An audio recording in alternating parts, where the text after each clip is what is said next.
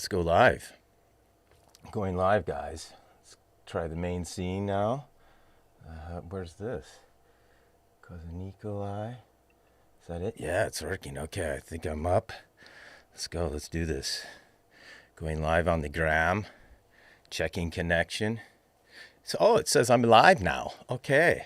Looky, looky, looky. I'm here, guys. What's going on with the hair this morning? It's all out of sorts. Oh, it's in between my glasses. Oh. Let me sort this out, guys. Get myself okay. All right. Who's tuning in? Oh, Alan up north. Thank you for tuning back in, cousin. Hello. Cheers, my friend. Did you get your seeds yet? Anyhow, yes. I almost forget who I sent out seeds to. I'm sure it was you, right? Oh, Leaf Cycle LLC. Hello, cousins. Joining now. Yes, yes. Thank you for tuning in. Patty's 106 joined. The Amasteos Organics Journey has joined. Is that both of you? Hello, my cousin. Okay, I'm getting sorted out here, making sure it's all work. Oh, you got the seeds. All right, Alan up north. Did you get you got Starline, right? You Starline? Isn't that what you got? The Starline? Hi, cousin. Thank you for bringing over the caregiver goods last night. It helped me. Anyhow, the Real Gauge Green Group has joined. Oh, the legendary Michael Fang. Hello, my friend. Yes, hello from New Zealand. Patty's 106 is all the way. We have a Kiwi here from New Zealand of news. That's right, New Zealand. Hobo Jim's Farms. Hello, cousin. That's right. I have not forgot about the washing the hash. I have to get the freezer emptied out in preparation for the Morganja Farms. Most excellent savory cuts. That's right. Inspired Grower, thank you for tuning in. All right, that's 8 of you, all by myself. I bring 8 people in onto my live stream, all by self. Oh, we lost one. Marcouche Stoner joined. Hello, cousin. Thank you for tuning in. That's right. Patty, she is in Dunedin, South Island. I will have to. Oh, somebody is trying to join. I will have to brush up on my geography of the New Zealand area, Miss Patty's. All right. Okay. The Real Gauge Green Group is joining. Hello, cousin. Thank you for tuning in and joining. Okay, here he comes. Wait for it. Here he comes. Any minute now. That's right. Is he coming? Did I say? Oh, here he is. Morning, cousin. Hello, my friend. How's it going? Wait, I can't hear you yet. Oh, I did it again. Go ahead. Talk to me. How's it going? Good morning. Yes, I can. It's always on my end. I screw it up. How are you doing, my friend? Awesome, man. Yeah. Just getting my day started, taking it easy. Was up all night in the garden, hanging out with the plants. So, yeah, getting it back going again, I guess. Right. You're getting ready to go out to the Pennsylvania Poconos, right? Yeah, actually, we got a whole event set up, and we have a large booth at the Pocono 420. Going to be going out with a small crew, and I really look forward to seeing people who are out in the East Coast area. I think the Poconos Mountains is is not too far away from, where it's all happening. I think it's only like an hour out of New York City. Really? Okay. Yes, Pennsylvania is a big state. And, it starts over on the other side of Ohio from us. We're a little north of Ohio. And we go down south and travel through Ohio to Pennsylvania, and you make it to New York. That's right. It's all coming online over there. New York has been really like the new Wild Wild West. Up until recently, they've been cracking down, I've heard. But yes, the Massachusetts, the Pennsylvania, it's great. You're bringing your message of the organic, the organic cup, and you're not doing the cup, but you're bringing your reputation of sorts with you. Yeah, of course. It's not going to be an organic cup, but yeah, we were invited to come out and join on speak on a panel. And I don't really know a whole lot about, the event. It's going to be our first time there, but I'm hoping to learn a lot about Pennsylvania and meet a lot of cool people. So I'm really looking forward to it. Anybody who's out in the area should definitely come out. Yes, most definitely. Let me scroll through the comments real quick there, Michael, as you rub the sleep out of your eyes. I thought of you at 4 o'clock in the morning as I was telling myself, oh, I must get to bed. I have to get at least 3 hours sleep before live stream. But I knew better than to reach out to you at that time because our conversations always carry on. Anyhow, I'm looking through the comments here, making sure there's nobody asking us any questions. We have somebody from New Zealand that joined, cousin. Nice. The Patty's 106 here. Yes, we're in Detroit, Michigan, Miss Patty. Here in Detroit, Michigan area. Michael's up in the Flint area. It's the mitten state of Great Lakes here in the United States. We have the biggest lakes all around us. Just going through the comments. Yes, Leaf Cycle says hello, Fang. Yeah, okay. Making sure nobody from Pennsylvania tuned in and wants to ask you anything. Okay, so yeah, that's what's going on. Okay, so let me make sure. Waving to everybody. Thank you for getting up this morning, Michael. So yeah, I flipped the plants. I flipped last week, Monday, after the last show. I believe Monday the next day, Shark and I were talking, and I flipped the plants. He was waiting for me. He's probably a week or two overdue.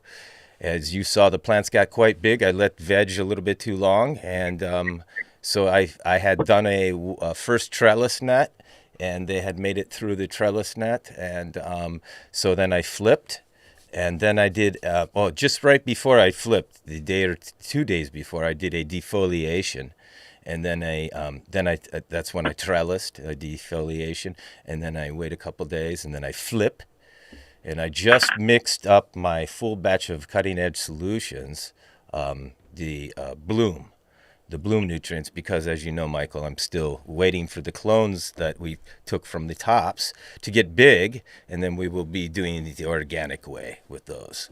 I'm in preparation. But anyhow, that's what's going on for everybody, up to speed. The plants are looking good. I think they will, yeah. I got some criticisms because I let them go too long with veg, and I did not do any training, so people were wondering what I was doing with the plants. And but I got them into shape, lickety split. And I think when you guys see the next pictures, you may or may not be impressed. But nonetheless, I'm very pleased with them. Hold on, stand by. I let somebody else in and let them. It's the shark mouse, the professor of cannabis. Let's let him in. Okay, here it comes. Wait for it, guys. Here he comes, the professor of cannabis. There he is, cousin. What up? Good morning, my friend. Gentlemen, nobody wants to be looking at my feet this morning, I guess. Good morning. No, not unless Good morning. not unless you had the missus paint the toes. No mani-pedi for me. Not yet. I gotta wait till next week, unfortunately. Okay, we'll tune back in. Well, so I see you. We have flipped. We have flipped. We have flipped. We're currently filling out our net very nicely. Everything's looking super happy. I frankly even forget this tent is here. It's been so easy, to be quite honest. But Michael, we've got the Aqua here and the Mona Lisa here. They're looking phenomenal. Beautiful, man. What an honor to be in your state-of-the-art facility. Well, they're performing. They're performing flawlessly along with the cutting edge solutions and the autopots. Like I said, with the tent controller I have going on in here, it's been like I don't have to do anything. I basically fill the reservoir once a week, mix the newts in, and close it up. Off I go. So I'll take the extra help where I can get it anytime. Are you in Cocoa? So I'm in the cutting edge. I'm in the Grower's Choice 70/30. Nice. So yeah, in the air bottom bags. And that honestly, I didn't have to wash it. It came out perfectly clean. The consistency's perfect. It's not chunky or too stringy or fibrous. It's all very consistent. So everything about this setup so far has been near flawless. it did work out quite Good. I think we were talking over each other. Let me jump in real quick. Yeah, Michael, if you may or may not recall, yeah, Gordy Johncock shipped up the Cutting Edge Solutions, their latest, greatest, their dry amendments, the louder powder, and he also sent the growers tested formula 70/30 to the Shark. So Shark is, and also our good guy Paul down at Air Bottom Bags in Florida sent Shark the same matching bags as I have. So we're pseudo growing simultaneously like each other. And yeah, it's a little bit of a down grade from technical that Shark does over there in the laboratory. But that's. But I'll tell you why I don't consider it a downgrade is because of the amount of time it's given me to actually, focus on the other things that I've got going on here. From my perspective, like I said, come in and forget it. And, for not having to do any work, I am more than ecstatic with the results. As far as these air bottom bags, so you can see how the air pruning is working as soon as the roots get exposed to the air. Here they're reaching into the reservoir a little bit. But once they get exposed to the air, you can see that they just sort of clip themselves off and don't start circulating around the bag, stroking themselves out. Wow, that's incredible. They are. You can almost. I love how they're just poking out. They're like a nice crew cut, clean cut. Yeah, it's very nice, guys. I did not know too much about this air pruning, and I did not know some of the fabric pots that I've used are thicker than some of the other ones, and I noticed the roots would never make it through to do like that air pruning. But this, as you can see, the air bottom bags, so like you can almost see through them. There's enough like mesh there, but yeah. So anyhow, it helps when you overwater, like I did in the beginning, because it helps with the dry back, right? A little bit quicker. What the other benefit that we get with having porous bags like that, as opposed to especially plastic pots or whatever, is when you've got the air pruning and the roots do sort of cut themselves off when exposed to the air, as opposed to hitting the side of a plastic wall and then circling around that pot, growing and growing and growing endlessly. They start to constrict and choke themselves out to the point where water can't permeate that middle layer. So eventually, and that's what root bound actually is, as opposed to, like, it's very different. It would be almost impossible to root bound yourself no matter how small your air bottom bag was, because those roots aren't choking themselves out. They're just continually dying off and sending out new secondary and tertiary root stems. But when in plastic pots, they'll just keep going and going and going until there's literally no more root left, and they just choke themselves out.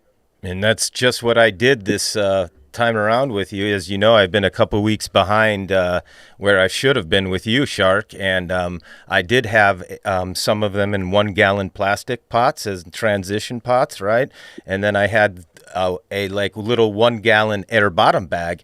And the plastic pots, they root bound, of course, and I was getting the obvious signs in the leaves, and the air bottom bag did not suffer that. It was certainly all packed with roots, but I did not see the signs so much. But anyhow, yeah. So, like, for example, like if you're using a peat-based medium, if that peat dries out too much, it becomes hydrophobic to the point where it'll look like when you pour the water in that the water is all absorbing, but what's happening is it's just basically running down the perimeter of that dried out peat and never actually taking water in the middle. The exact same principle will happen with roots. They become not hydrophobic because it's a permeable membrane, but it'll get so tight to the point that water will just cascade down the side of it, and it'll look like you're watering, but it's just all spilling out. Yes. Thank you for that. Yeah, guys. So, yeah, Shark and I are growing in the Autopot system with the air bottom bags, the growers tested formula, running Cutting Edge Solutions simultaneous. And I got to tell you, this would be my second, well, kind of my third run with these Autopots in my pseudo grow area. And I finally have things dialed in with confidence after our last conversation talking about the EC levels. And Gordy confirmed that I should, he suggested instead of 4.54 grams of the louder powder per gallon to take it down to 4.0 grams to lessen it. And I did, and it brought my EC to a 1.9, which I believe is, where is that? Perfect. Right? Just above where you say, right? And so then I... 1.8, 1.9 is perfect. Right. And then and especially because we're doing because it's a wicking system. And I had problem last time when I was running full strength near the end of flower, I was getting the buildup of the nutrients. Right. We talked about that, how it would come up to the top. And so anyhow, yeah. So I feel like I'm in a better place going forward. And yeah, I was telling Fang I got a little bit of criticism because I've been so behind with the training and all that. But I believe the next time you guys see some pictures, you guys might be impressed that anyhow, what's going on. So let me give you one piece of community or social media advice, I guess you could call it. No matter how well you do something, somebody's going to criticize you for it. Just I did. do your thing, my friend. I took the higher ground. I went to his page. I saw his criticisms. They were warranted. I don't believe that it's such a nice thing without making comments, like positive comments first, to jump on someone's page and just jump on them. But his points were warranted, and I had to check my ego. And I went to his page. There are ways to be helpful and ways to be overbearing, I guess you want to call it, right? Let me assert myself at the expense of this person is not the way to go about it in my perspective. But like I said, you will encounter that constantly, especially here on the gram. It's to be expected, but nonetheless, it's makes your skin a little bit thicker. It's okay. Anyhow, look at Michael Fang. We're checking out the biodome, part of his biodome. I believe this is it's one of your the biotent. The biotents. Oh. Yeah, they're all sleeping. I just woke them up. You just woke them up with a little bit of light there. Are you afraid that that might do something to them? No. Of course you're not. Are you running those all in a single bed? They're on a tray, but they're all in separate, smaller pots. And then this is my other tent. Let me see. Oh, you guys, excuse me. It all needs to be defoliated. All this needs to come off. But if you can see, these are all recycled pots. And these are pots that are being primed for the next run, and you can see little sprouts coming in. But this how many do you have stuff in there? How many do I have in here? Yeah. There's 14 plants on that side. There's 10 15-gallon plants, and there's just a few more spaces, so I just put these 7s in. Yeah, you're going to fill that space for sure. I just wanted it to show because it's pretty simple. Everything is just add water. So like I've it's like the all recycled soil and how often are you watering them? Probably every third day. Oh, they're drinking that. Yeah, 15 gallons. They're probably taking like 2 gallons, 1.5 to 2 gallons every watering for those 10, 15-gallon pots. Mm. Yeah, they're drinking for sure. Yes. Yeah, they sometimes it's like they want to drink a lot, and I'll just give them a little bit. I just want to maintain like a constant moisture level in the soil, and not have it do these crazy swings. So while it's drinking, I'll foliar spray the top. I'm just trying to keep it as level as possible.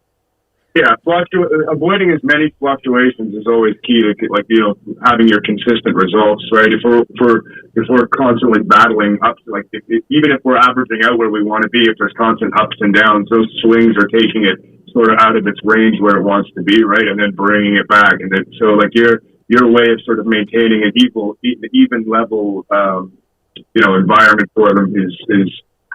And another thing with soil growers is that topsoil likes to dry out a lot, right? And so, but with this, I'm trying to keep it a living condition. And if I can keep that topsoil alive and that whole soil regenerative, like the bacteria and fungi are always there, present, then I see the best results. And so I'll come by and I'll foliar spray with beneficial bacteria, my ferments, lactobacillus or whatever, and then I'll just keep that top like inch of topsoil moist so that my sprouts and my salad greens or whatever I put in there are constantly like nicely watered. And drought conditions will absolutely devastate your rhizosphere from a microbiome perspective, rather than it'll wipe out entire cultures of bacteria just from not being moist enough. So allowing it to, in an organic living soil condition, allowing that moisture to come and fall to a certain level can actually be pretty devastating at the end of the day as well. For sure. I just wanted to show you guys that. Very nice. Thank you. So, Michael, you do have somebody out in Pennsylvania that is looking forward to your arrival. This is the Irish God King. He says that you're showing up. Will you have any genetics? I believe Michael is bringing some seeds with him. Limited packs. We'll always have seeds. I think I saw someone was looking for cuts in the chat. Yeah. Not 100% sure about cuttings, but we definitely will have our seed library with us. But they can order from Legit Genetics, right? Online? Yep, you can order cuts from us directly from Legit Genetics, and actually soon everything we offer, or the majority of the strains that will be offered from my line, will be from TC. So you'll be getting a tissue culture plant inside a test tube. Very nice. And of course, you guys, link in bio above, get 10% off on code Kazan, of course. That's right. Anyhow, yeah, it's really big because a lot of people like think that clones are clean, but it's like you can get a clone from the best grower or like the most anybody, and a lot of times like they might not have any problems in their garden, but they have like the environment that keeps it away. I guess I don't know, like dormant. It takes one set of infected garden shears and your entire setup is ruined. And I was gonna mention when you said culture versus cuttings, is that where you see the industry headed going forward as far as propagation? Yeah, definitely. Like the sterility is just uncomparable. I think I'm not saying that clones can't be done properly, but I just think that like TC having multiple generations of meristemming so that you're not looking at any viroids. The genetics are essentially reset like Gen 1, almost like it's from seed. I think the benefits are amazing. I would suggest that from a resource perspective, all of the steps necessary to ensure that your cuts are clean and virus free sort of mitigate the startup costs of having your own culture ability, in-house. Well, it's actually like becoming very low cost of entry to do TC, and we have multiple partners that all have their own labs. So it only just makes sense to utilize that function. And I mean, like there's sending clones, especially during hot months and certain, it just can be difficult. And TC smaller, it's more legit. You know, I in my opinion, like you can sell.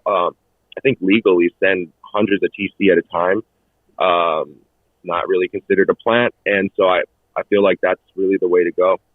So I'm not exactly sure what the legislation is on that, but from my perspective, I know you can send psilocybin mushroom spores as long as they haven't fruited, right? So they're perfectly legal. So I can imagine that if you can send cannabis cultures that aren't necessarily plants at that point, right? In the same sort of legal fashion without having to worry about sending something across state lines or borders or whatever the case may be.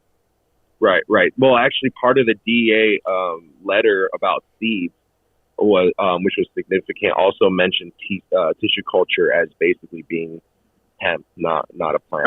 Dormant or inane.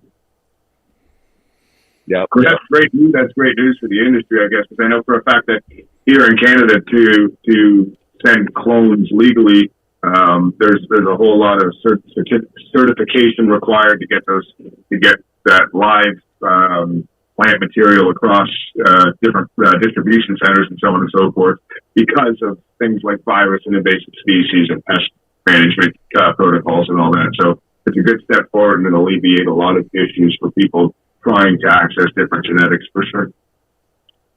Definitely. Yeah, Canada is pretty ahead of the game. You know, I learned about TC from growers in Canada, and they were already like planning on doing licensing and paying breeders royalties. So like the provenance and kind of getting the money to the creators is something that's talked about, and I really like that.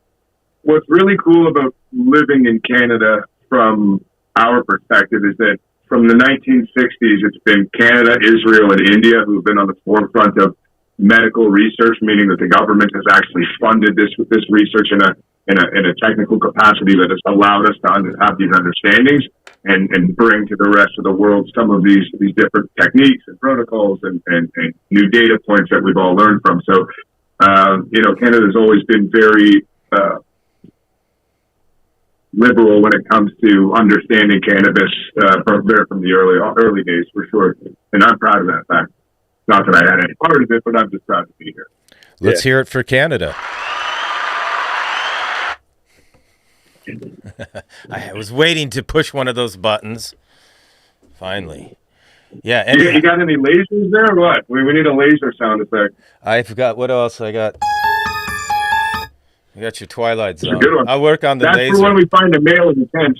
Yeah, right. Well, I can add any sound effect you want. Just leave me a comment or something. I'll search them up and load it up.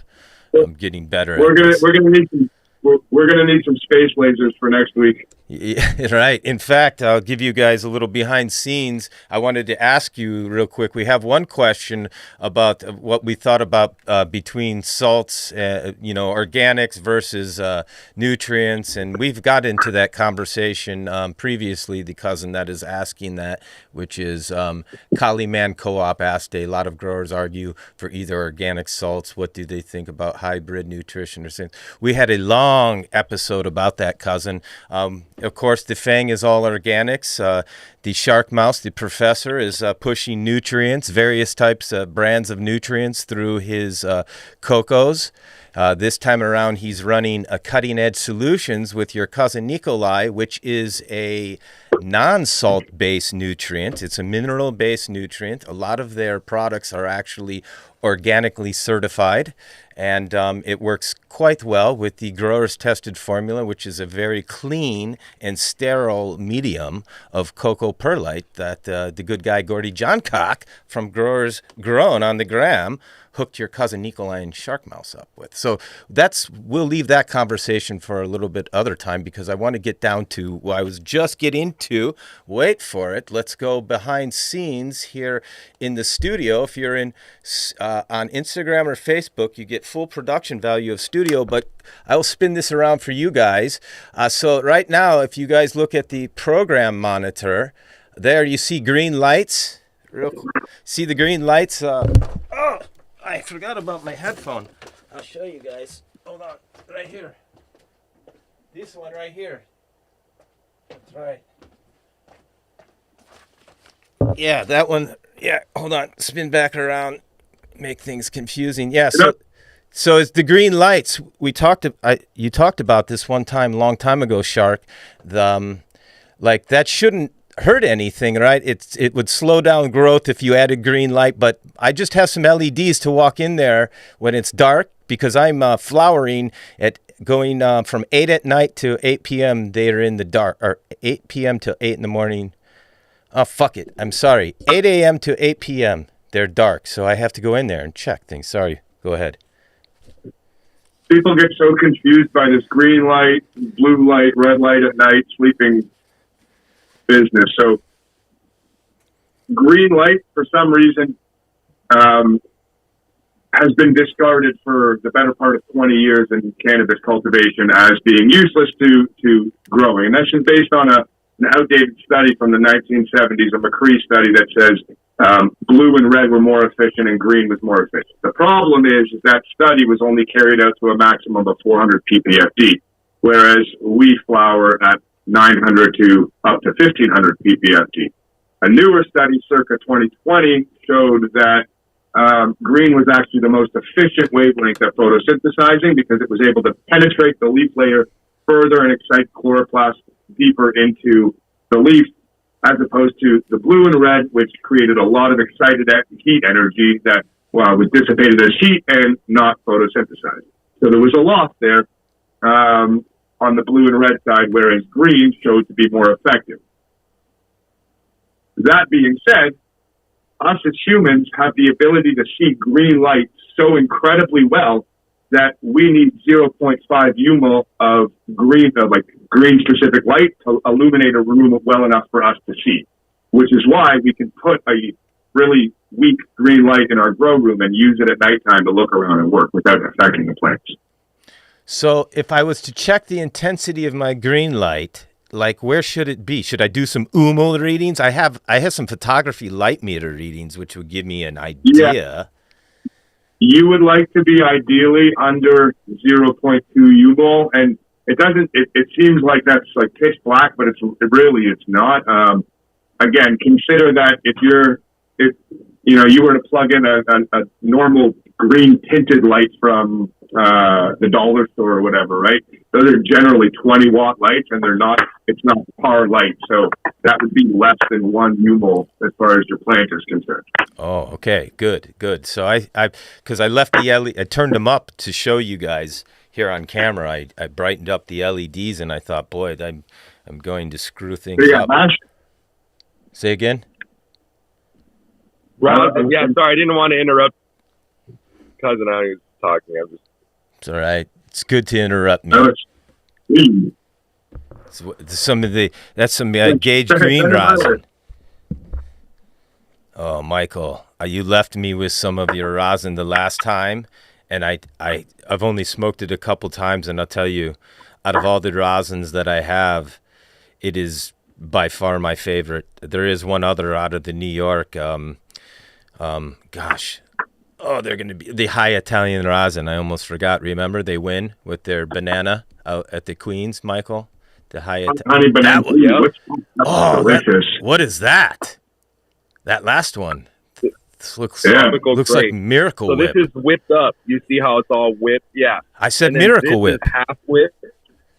This is half whip. It's all whipping itself. It's called cold cure. This is pre-whip. You see how it's all so glossy and glass? It's kind of condensating. Who's washing that for you? Wish me luck that I get through this bowl with the dying lighter. Oh, okay. Yeah.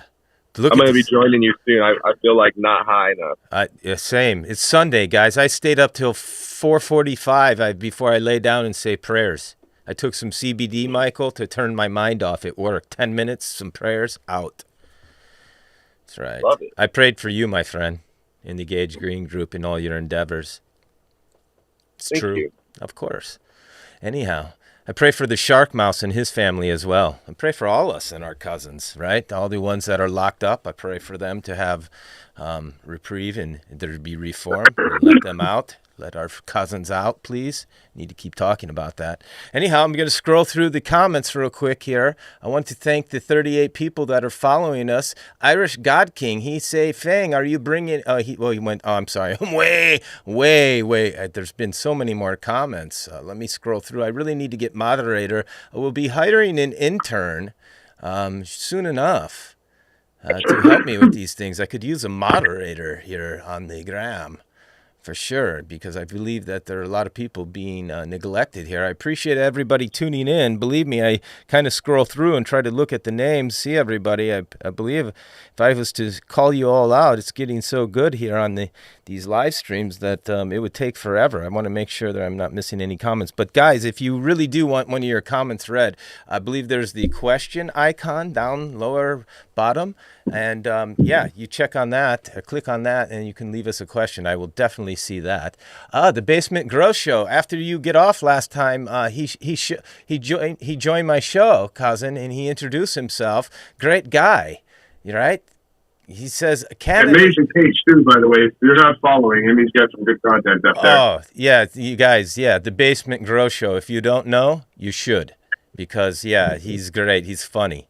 And he puts a lot of effort into his content, and it shows, no doubt. He says right here, the last comment. so many people I'm seeing now are definitely stepping up their content game, making, adding a lot of value for their followers. And that's what it's about at the end of the day, right?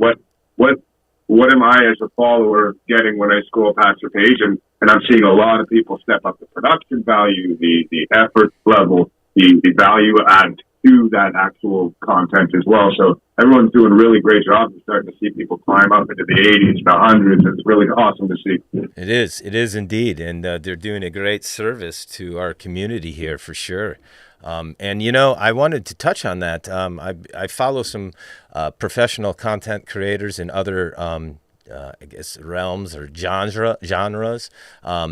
And their niches, right? They're having issues as well as reaching their followers. And these are mainstream. These are fashion, travel, all of them. And you can go to one of my stories from yesterday. I posted, and it's from one of them. And it's a group of them doing some sound bites for the camera and talking about how Instagram is doing a disservice to us all because a lot of these people, obviously, well before your cousin Nikolai came to the gram, have built livelihoods here. And now their followers are not even their followers are seeing their content. And it's because they're trying to get you to monetize and buy that blue check that everybody is hot after. There's a number of things that play when it comes to, sort of a decrease of engagement that we've seen over the last couple of months, and that's platform-wide. One of those is going to be that there's just more competition for people's attention, right? More people are making reels across the board, and more people are making better reels. So at the end of the day, you've just got a wider talent pool that people are wading through in order to find your actual stuff. So that's one of the things. Another thing is that Instagram's constantly altering their algorithms in order to, find a better balance between what it is you're seeing on your page. And they've pulled back from really prioritizing reels to now giving a better balance to both pictures and carousels. So I found carousels to be performing really well. And that's where you do multiple pictures or a couple of pictures in a video in a single post. And because not as many people are doing that, Instagram pushes those further into the explore page and to where people who aren't your followers will end up seeing it. And that's where you see growth. And then again, the other thing is, like you said, Instagram really wants, I think they made something like $200 million their first week.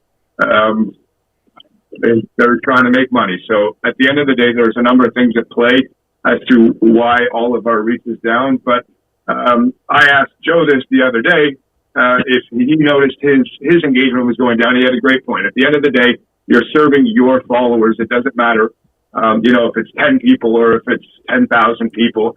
The ones that are there are getting the value that you're offering. And if you sort of stick to that consistency, then you will see, nominal growth or consistent growth at that rate. I found a new fucking cheat rule, boys. And I'm going to teach it with you. So we're obviously all getting restricted. You probably getting restricted, Shark, fucking Nicola. I never met you yet, man. I'm Joe, buddy. Nice to meet you, by the way. What up, Joe? You can call me Fang. Yeah. Nice to meet you, Fang.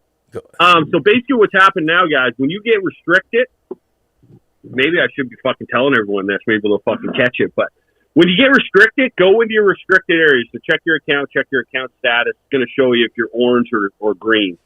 If you're orange, shake your phone right there. It brings up the notification button. And then in that message, send a very fucking peppy Team Instagram message. So it's, hey, Team Instagram, I think you've made a mistake. I'm doing this for scientific documentary purposes only. I try to put good quality content out to my community to give them information about this plant, blah, blah, blah. And immediately unrestrict it. It goes to a real person. I see. So to your point on that, actually, is I had the little orange triangle. Your content can't be recommended, as you see by my sweater here, for the better part of 8 months. Or 6 months or however long since they introduced that feature. And I went and I was deleting everything they said wasn't, recommendable and in the hopes that those were the last 5, but they kept giving me more and more and more and more. I went back to the very first post I did on Instagram and I just deleted 5 posts and all of a sudden green again. So whatever it is, there doesn't seem to be it doesn't seem to be a specific or sort of well managed process. It seems to be very glitchy, and not, it doesn't seem to be working as intended. So like if you play around and you're restricted, try deleting a couple things from a long time ago. Try reaching out, like Joe said, to Instagram via the shake feature. I think it's called the rage feature, actually. But chances are you can get that orange triangle into a green check mark. But there's still a few. There's the reason why this is happening, guys. Is some of you are in here watching this right now.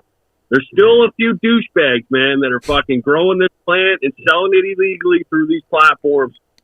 Get your shit offline, man. Stop being a fucking weasel on these. Yeah, trying to hit me up on Telegram stuff. Those guys are in here still, man, and those are the guys that are still putting a negative spin on this plant, man, and still fucking battling. And it's always going to be that way, man, until we make it clean, right? Another thing I try to do is in my inbox, like if anyone's asking me for shit like that, like, hey, can I buy this off you? Can I buy this? It's no immediately, and that is highly illegal, and that dude's gone, man. Like, I don't fuck around with those guys in there because those are the guys who are going to ruin it for us, man. It only takes a couple bad apples to ruin it, guys. Well, and to that point, you say no to those people and don't block them immediately, I promise you they're going to report you. 100%. Yeah. Right. That's what's been going on with me. I've been doing the carousel post, Shark, like you say, because I know about this. I've had some good engagement and reach with my carousels. And I do a most excellent carousel post last week for AC Infinity. And just pictures of the Leafs and that. Yeah, I got five pictures flagged. Joe. So I do the disagree with decision, but I don't see any place where I can leave comment to the team. No, so you shake your phone. So if you shake your phone right now, guys, it will pop up and it will say, "What's the problem?" And what's happening there is Instagram wants to make their account better and cleaner and run more efficiently, and also for signs of like sexual harassment, exploitation. I mean, fucking tons of that craziness is going on this platform, right? So you shake it at that point, and I've got a crafted message already. If you guys want the message, send me a DM. I'll send you the crafted message. It's 100% professionally done, and it executes every single time because at the end of the day, a real person's coming to look at your account. Now, I'm sorry, guys, if you're an account that's just showing fucking bud shots and showing flower. And you're not showing yourself, man, you're not a real person, chances are that's why you're getting fucking flagged too, right? Like, there's so many robots on this account too, guys. Like, once you start getting a bigger following, you see robots all the time, I imagine, Shark. Like, there's people that are commenting, they don't have any posts, they don't have anything, they don't even have a profile. And the comments got nothing to do with anything. So, like, all that stuff's happening too, right? So, it's a big fucking battle. It probably always will be, man. If any of you have gone and tried that shake feature right now and it didn't work for you, you might have to go into your settings and turn it on. I think it's in accessibility or somewhere around there. I'll try and find it later and maybe post a story about how to get it. But if it's not working, it's available to you. You just might have to turn it on. Well, thank you for that useful information, Cousin Joe. What do you? It might fuck me over at the end of the day because I've been doing it. Imagine now we start this whole fucking thing. They're like, "Fuck, they're on to us. We got to switch this up." Yeah, right? they'll switch it. Right, switch it all up. But I think if we continue to like just keep doing stuff like this, man. Like I see you guys on here. I popped down here. I seen you guys on here. I'm about to water the girls here when the lights come on in an hour or so, and then I'm like, man, this is cool, guys. Like this is how we build the communities, right? Like. If we bring followers from one platform to another, then they're finding more people that they can fucking jive with and smoke with and learn from. And people learn in different ways, right? Like, we got totally two opposite growers in here. We got Shark Mouth, super scientific, and we got me, the fucking dummy over here that just fucking figures it out as I go, right? So it's like, if we can circle this around, then you can kind of niche people up with who they want to fuck with, right? Which is awesome. Well, and what's so good about that is that you know, I would say that 90% of my followers, as much as they enjoy the technical information, absolutely relate to your style of growing and their ability to be in their garden at a specific time or whatever. The level of commitment they are able to put towards it. You know, you really jive with what they're trying to accomplish. Like he's pulling wicked flowers, great yields out of a space. that he doesn't have to spend so much money in, and it's not like I don't have to sit there and get a dissertation in microbiology or whatever the case is. And it's super relatable. It's very engaging. It's very digestible, and that's what everybody's here for. I provide a value to my followers because you get sort of an understanding of complex processes that are difficult to wrap your head around in a manner that you can go and use right now. But at the end of the day, we all want to relate to the content we're trying to engage, and that's what Joe's so good at is being very relatable and that's very so fucking good right now, Fang, man. Look at it. Like that looks like just fucking sweet joint, man. Show him your whip. Which one? Oh, my the whip. Yeah. Oh yeah. I've been getting into the dab something awful now, boys. The fact that I think everything's gonna be pressed now. I think I'm really gonna try to dial in my whole hash game, man. The flavor, man. Just the feel too. I love bong rips because they bring me to an elevated level that I could never get to with a joint. But dabs will allow you to get there too, and you don't feel that congestion, man. Did it spoil you though? It already sounds like it spoiled it for you, and it's such a process every time going to heat up the rig and but you're hitting that Dab X, aren't you? I've got the Dab X now. I've got the Focus V. I've got a new one coming. They'll just send you shit now, right? And then plus, I'm like, listen, if you want long-term partnerships, then we just work together, right? Maybe you fly me down to an event, maybe you bring me here, and that's how I'm trying to work with brands. And some people in here that are if you're working with brands or that's what you want to do, we're gonna do a course behind the scenes. We're gonna only offer it to 50 people.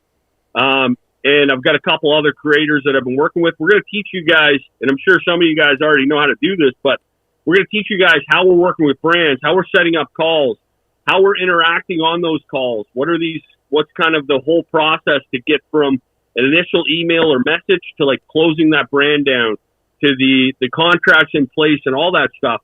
And I feel we need to start sharing those things, guys, because there's a market for a lot of us to continue to do this full time and be able to make enough money to really just pay our bills, but live a different life. And I don't know if anybody knows this yet, but recently, man, I quit my job. Friday was my last day at work. Now, I'm not making the same amount of money. I made way more money doing my personal job, but I came to a point in life where I realized, I'm building real friendships on here, man, than I never had before. And I'm spending more time on this platform than I have anywhere in my life. So I'm taking a risk. And I think it's about how you're spending that time, right? Well, and it might not pay off in money, but it's going to pay off in life experience, man. And exactly. I'm 8 years old, and I consider myself halfway done my life, man. Am I going to live to 80? Probably.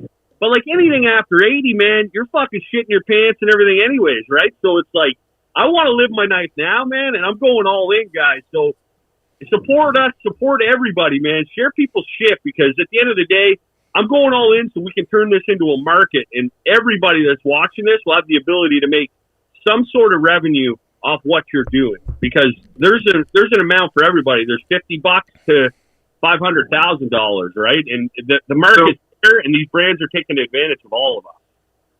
I'd like to make a point about that if I could. I'm like you, I just jumped all in. I was making a lot more money in another life doing the corporate thing, but at the end of the day, it was how I was spending that time. So at some point, for all of you out there who are wondering how can I even begin to dream about making this my reality, where this is what I want to do with the rest of my life or a portion of my life, or this is an experience I want to have. You got to decide to do it, and you put your plan in place, and this is step 1, and that's step 12, and I'm going to implement everyone in between. And when it comes to, working with different partners and brands and getting paid for the value that you provide these companies, nobody is going to show up one day and just be like, here, I'll pay you for your work. You go out and get it. Be persistent and, show these brands you want to work with your value and what you can provide to them. And, this is how many people I hit and this is your target demographic, but you definitely have to go beat down those doors and make yourself known. want to too, Shark. I mean, you can admit to that, and you've done it. You've worked with brands that like you've been using for a long time, and they really kind of add more value to your community. Like you wouldn't bring in this fucking shitty Right. nutrient that had nothing to do with your growing ability. You wouldn't bring in a light that was not to your community, right? Or so on and so forth. And I think that's important. And I think people sometimes just fucking partner with people just to partner with people. And I get a lot of shit sent now since I opened up the P.O. box. And now I just open it up, but like only the shit that is like high quality. I know it's a good product. Then I research their pages before I even fucking post. And then I hop on a call with them to see who they really are, because there's a lot of fucking brands out here that are nobody too. And they're not fucking smokers. And they've got a lot of money and they're taking our money, man. And we need to watch that stuff. Why I think that you're so valuable to your followers, and why I think you're successful in being able to partner with companies like AC Infinity and the companies that you do, is because your community trusts you and the products that you're advertising, right? When I get sent the product or I partner with a company, it's because I've been using them for a really long time and I've tried the others, and this is what's working for me in my space, and I trust it to perform the way I will showcase it to you. So, like you, my community trusts that I'm not going to sell you something that doesn't work for me, and I'm not here trying to sell you something. I'm just here using what I use in my garden. And if you'd like to use that too, it's available to you through my discount or whatever to save you a couple of bucks. And that provides value for everybody from the companies to the end consumer to me getting a little piece of it at the end of the day. And it's an organic way of approaching a partnership as opposed to, oh, this company will work with me. I'll take it and go use this, even though I know nothing about it, like you said, right? 100%. I was just laughing at the comments. I was like, Bang's got to be fucking high as a fuck right now. He's just getting started. Yeah, so I'm glad you brought that up, Joe, because when I come here from the old country and get into this content creation, I come across this great gal on YouTube who has just that, a social media content creators course like you're speaking of putting together.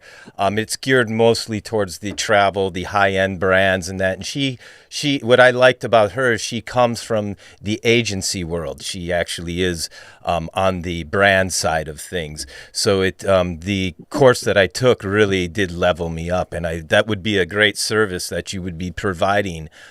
Because I get a lot of questions myself now that I'm using the operational studios here of Cousins.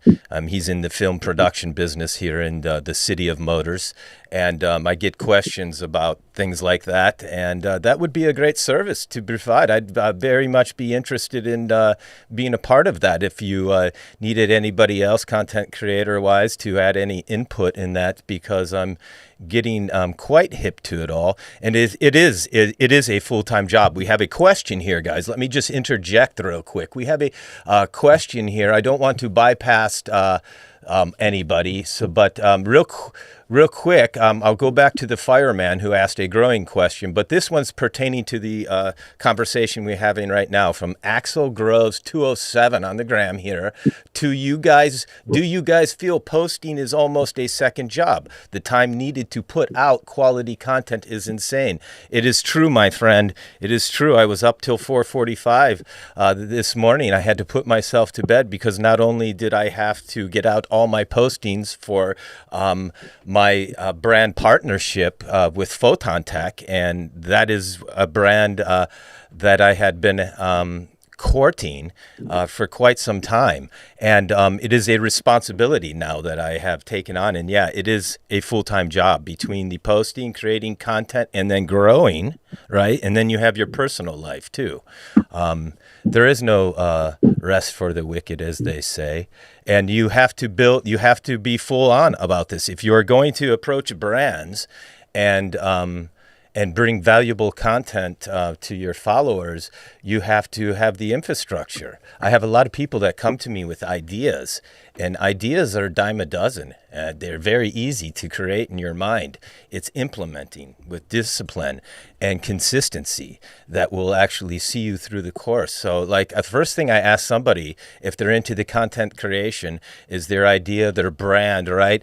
And if they're really, truly into it, they'll have started building the social media infrastructure, right? Not only on the gram, but they'll have all the other, they'll be positioning. And I'll segue into this so I don't ramble on too much, guys. But Joe, you speak of how you give up, your career to make this full time. Cousin Nikolai is all in as well. I have nothing else here. Cousin says if I don't stay in black, it's back to old country. I have to stay profitable. So yeah, I got my first big break with Hydro Pros. I courted them as newbie grower. They let me come in store. I say, hey, can I do content with you guys? Yeah, sure, go ahead. They didn't know what I was doing, but I did my content consistently. And eventually, they're like, what are you doing, right? And they started to look at me. Now here, fast forward 2 years later, I'm all branded out with them. They're actually giving me store credit. They're giving me a little bit of monetary help here and there to see this all through. And it's because I'm consistent. And so, yeah, where I'm going with this is that you're putting all your eggs in one basket here on the gram. We are doing that, guys. And you see what's going on with the blue check mark, and you see the limit of the reach. I believe it is very important for us to start to, like you are doing, Shark, on Twitter.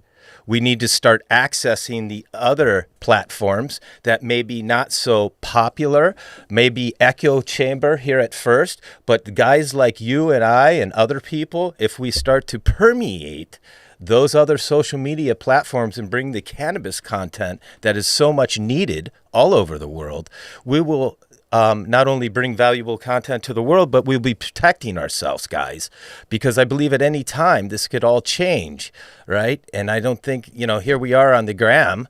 We need to, in YouTube is fine as well, but I believe there is the Weed Tube. You know about that, you guys? Weed Tube on. Right. So Weed Tube on. Gone? I'm heading over to Rumble. I'll have stuff on Rumble coming up. That's where I was going with this. Rumble, yes. I'll be over. I think Shark's really smart being over on fucking Twitter. And I think that comes down to the audience, too. And what I mean by the audience, man, is everybody that we're communicating with. Like, I know me, man. I answer every fucking message. And when you ask, like, is this a full-time job? If it's a full-time job for you, then you need to quit. Because it's not a job for me, man. I love it. And I'm only posting shit that I'm down here high and it makes me want to create it. And like the way I'm doing this is like somebody making art. Like I literally just love what I'm doing. So if you're creating content and it's feeling like a lot of work, it's not going to last, man. You're going to run out. You're going to burn out and you're not going to want to do it. So if it's, and maybe you just like creating content, maybe it's not cannabis. Maybe cannabis is part of it. But maybe it's fucking something else too, right? Like everybody doesn't have to want to do this. And at the end of the day, I don't think I'm creating content anymore. And the longer I do it, the more just like authentic I'm getting and more fucking Joe I'm getting. And you're getting just me that you would meet in person. And a lot of people are seeing this because I'm getting to meet a lot of people now. But what I'm trying to say is like, I'm just trying to fucking get on here. And if I'm high, hanging out, I waited for my lights to come on. They just came on here at 12:01. I've got another hour to kill before I water them because I like to water them about an hour in. And I just want to fucking pop on and hang out, right? So that's what it's got to get to, guys. If you can get to that level, then you're going to have some fucking fun.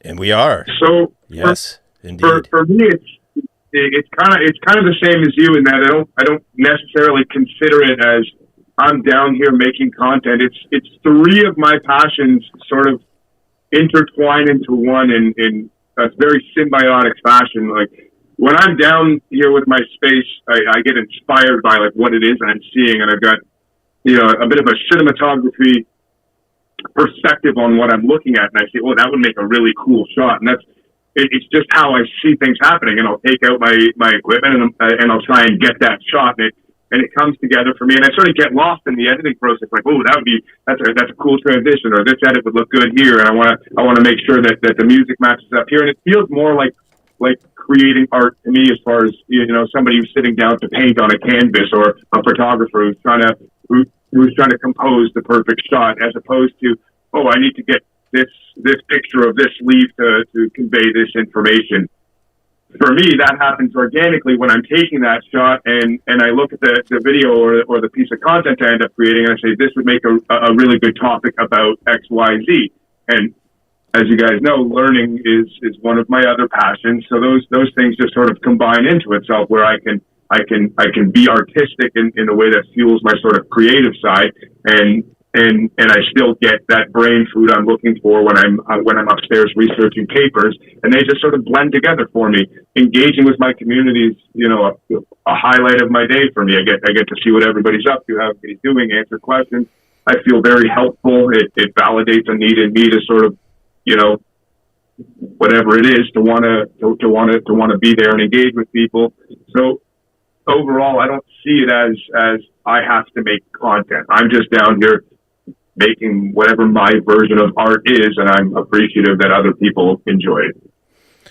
It's a passion, no doubt. And don't get me wrong when I say work. It's just, that's the way we are. Our ethic from old country guys is discipline and work. I treat it like full-time job, as far as I try to get up consistently. But it's passion. You know, it's not work when you have to put yourself to bed at 4:45 in the morning because you just keep going. And the cannabis helps with that. Like you're saying, Joe, the creativity that comes from all this. And as you can see in my reels, I create as I go. Oh, this will be fun. I'll just do this. I don't want to do that. But what I did do for myself with Photon Tech is offer a structured, consistent plan. So that's, for me, it gives me the discipline to get up and stay consistent with my plan there. And that, for me, the structure is good, because for the last year I've been haphazardly running around. I have a hard drive full of content, guys, that probably will not see light of day unless I get picked up with a big-time sponsor and they give me my own personal editor to go back through all the archives, and we will lock that away. Anyhow, so yeah, moving... Too on that, like you've got a planned program with Photon Tech. Is that who it is? Photon Tech. Let me say it for you, because Photon Tech. Photon Tech. So one thing. So, and we did that too. We still do that. One thing that I've been doing lately is, now it's like I've got kind of an idea to like what's fair for brands and like how to showcase them. But now they're just part of me. So, like when I partner now with a brand like AC Infinity, we partner long term. I want to grow with them and they want to grow with me. So like I don't have any sort of like written agreement on how many posts they get and when they get them. It's just there are tents in here. People are going to ask me whose tent that is. I'm going to tell them whose tent it is. Like that, and I think long term, next agreements and ever agreements that people are doing with brands, try to make it like that. Try to make it just, hey, listen, I'm going to use you, and I need a little bit of money because it allows me to do this. Or if not, I got to go take those hours and put those into a lawn care company or this company or whatever, right? So just let them know that there's a monetary value there, but you're just part of my community. And then when people ask you about those products, that's when you kind of help them, because you're going to send them a link, show them how to get there, so that then you might be able to benefit on that link if they want to support you that way. Or you're just going to give them the information, and then the brand's going to see that return, right? So the brands really need to realize that, like, this is a partnership, and I can create the content, but if you don't share my content too, well, then what the fuck's the benefit of being a partnership here, right? That's why, yeah. Not only part of things too, right? Absolutely. And I watched recently the Nike movie where Michael Jordan kind of made Nike, right? And we're making these brands, guys. Like, all of us are using brands. It's very new. This online grower, this home grower that's not part of the legacy market. We're all new, guys. And these not only that, but we're giving them all the power. We're giving them every ounce of power when your following is reaching 100% of their target demographic with every post.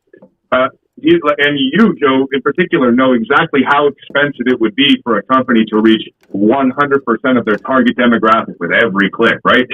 We have more power than these companies let us believe by saying, "Oh, here's a free light, post it 400 times in a year, and thanks for your service," right? Like, yeah, that's what I'm going to continue to tell people what's kind of happening, because like there's people out there that are doing really, they're coming up right now, right? And like we see people that were doing it before us, and like we're following past, and we're all kind of growing, right? And the more effort you put in, the more people can find you, and then the more friendships you can kind of build, right? But long term, they're like, I see these accounts and I'm sharing them, and I'm bringing them on my shows and trying to like bring them to my audience because I love what they're doing, right?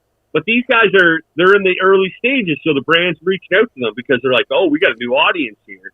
Let's go give these guys a free light. Tell them, hey, we want them to post this 4 times a week for this. Don't do it, guys. If you have a question about a brand deal, reach out to me. Reach out to Shark, reach out to Nicola, reach out to Fang, whoever you want to reach out to. We'll tell you what is realistic. At the end of the day, we need to realize it's not a competition, okay? So, like, if I work with a brand, somebody else can work with that brand too. Everybody can work with these brands if they want to work with you. We're not taking... There's food on the table for everybody. More business. We're building more business. We need to build each other up. We need to bring everybody up. Everything, what you speak of, it's not, your monetary value is not based off your follower count, my friends. It helps definitely, but I have not a large follower count, but I have a large reach.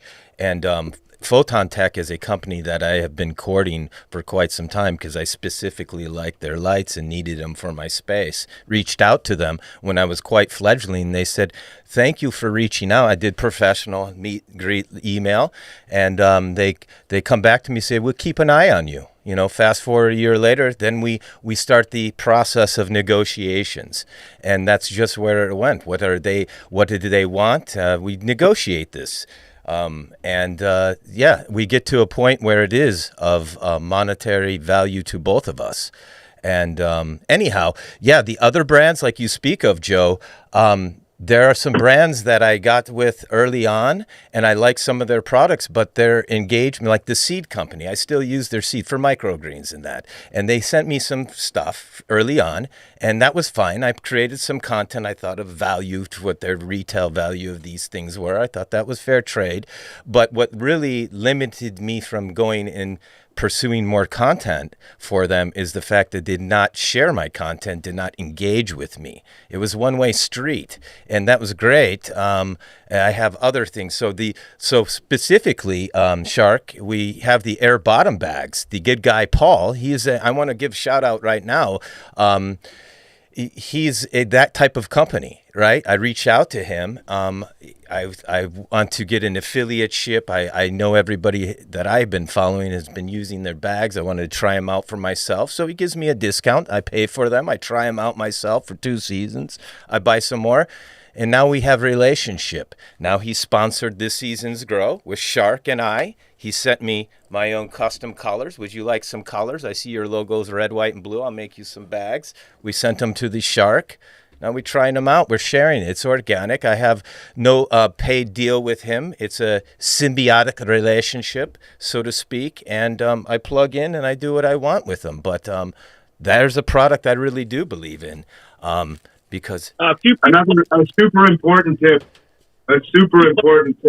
that I think people might overlook or tend to overlook, because I do see it on an awful lot, is, you know, if a partnership doesn't work out for you, don't go on Instagram and trash that company and oh, they're the worst and this is horrible. Don't work with them, because, you know, other brands you're going to want to work with are definitely looking at that. And it's unprofessional all around. And, you know, even if something doesn't work out, it's not necessarily, you know, your position to air out that laundry, I guess, so to speak. So, you know, try and keep it cordial and professional as best you can. And if it does work out, that's excellent. If it doesn't, you know, I still have brands that I use in my space that I just don't offer the free promotion.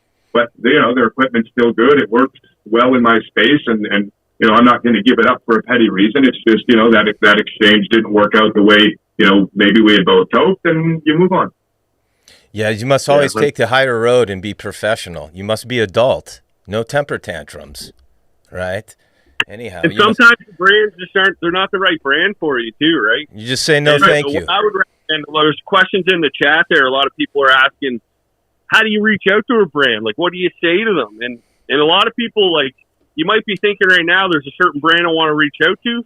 I'd make sure you're already using that brand, or it's something that's really going to benefit your grow or you as a person. Because, like, 100%. I remember in the early stages, I would just reach out to a brand and be like, hey, want to send me a free grinder? Well, and I'll make a video for it. And, like, I didn't really understand what I was doing. And the longer I do it, the more I understand. Like, I've got this grinder now. I've had it for probably fucking 4 years, right? I should probably reach out to this brand now and say, hey, I've had this grinder for 4 years. It still works. I'd like to partner. Can you send me something? Like, it's something I've been using forever, right? And then and then learn that brand. Use it for a bit, make sure it's good, and then reach out to them and be like, hey, I'm very interested in this specific product. Here's how I'd like to show it. Here's what I'd like to do, and come up with a plan. Would you like to jump on a call to talk more about this project? And then call and tell your story, right? And not only that, it definitely doesn't hurt to throw in a couple of, freebie sort of courting posts to, hey, take back and show the insights. Look, check out the insights, the reach, the shares, the engagement I got on a post featuring one of your products. I'd love to work with you someday. Let me know if you have any interest. Always here to chat specific. So, you're providing them a little insight to the value that you may potentially provide them in a long-term relationship. Super simple way to do this too, guys. I'm not sure if you're using this yet, but there's a new program, obviously, all over the internet called ChatGPT. So all you do, guys, you go to Google, you type in ChatGPT, you go to the program, you hit try, it will link to your Google account, you get in there. When you're in there, down in the bottom, you can say, I want to reach out to brand X to use their X product. I'm a content creator with X many followers. My engagement is X on a monthly basis. Would you like to chat more about this? And you can you can even put, hey, do it in a friendly style, do it in a fun style, do it in a goofy style, whatever you want to fucking bring out in your mind. And ChatGPT will pound out that email for you. And if it's super long, you can say, hey, can you make that a bit shorter for me? Can you make it a bit more personal? You can do whatever you want, guys. And then what I do is I'll take that and then I'll put that in my own words and send that off to some brands. Definitely to save you not only the time of having to think about the composition of that introduction, right?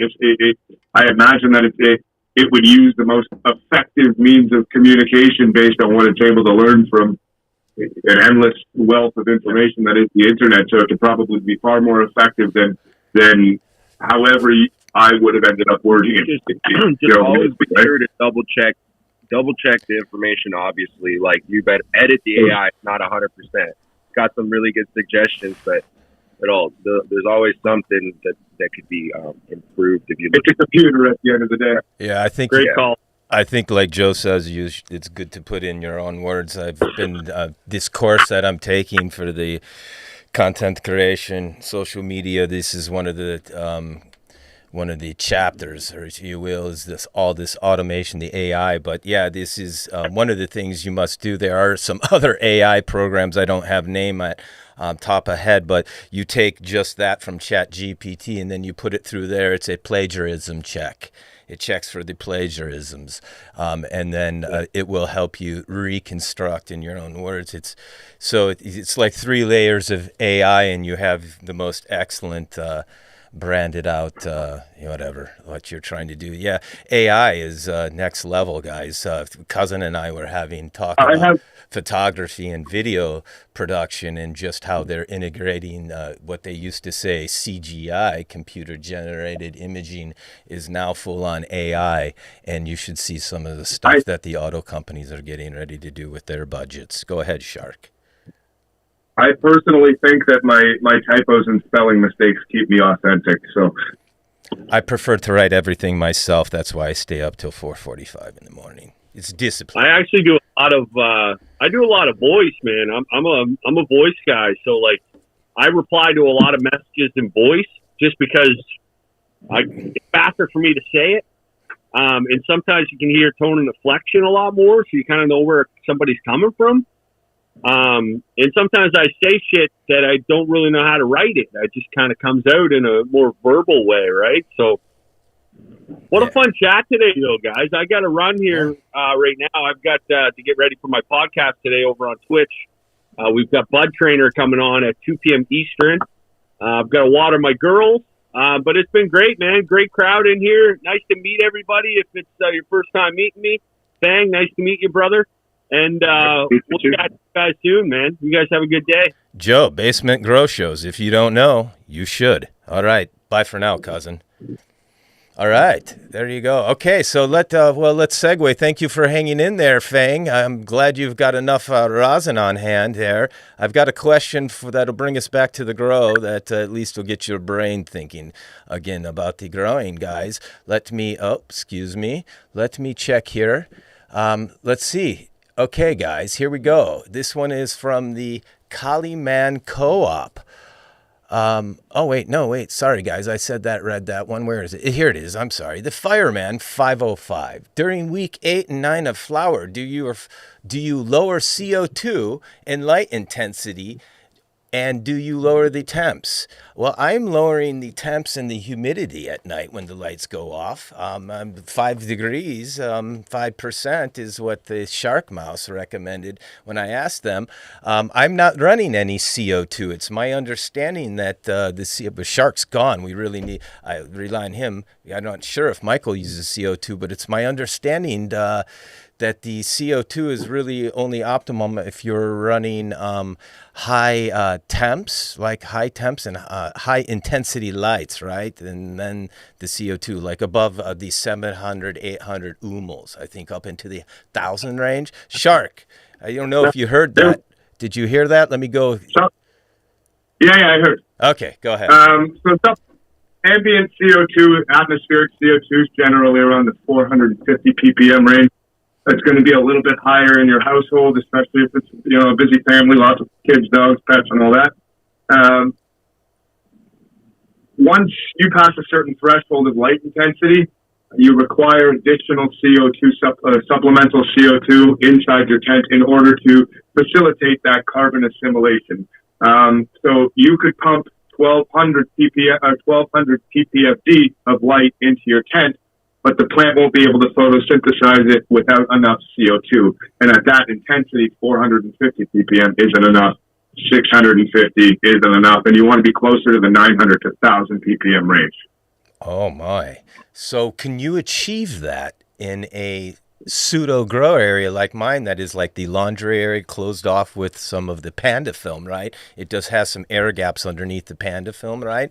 But it can consistently, the VPD stays where I want. I've got that VPD locked in and I can adjust. Now that the temperatures are changing, I'm adjusting, but 5 degrees and 5% like you had suggested. How much CO2 would I need for such area, do you think? Like, let's say it's a 12 by 12 area. The 12 by 12 space. Yeah, it's not trick question either. Sorry, throw you like that.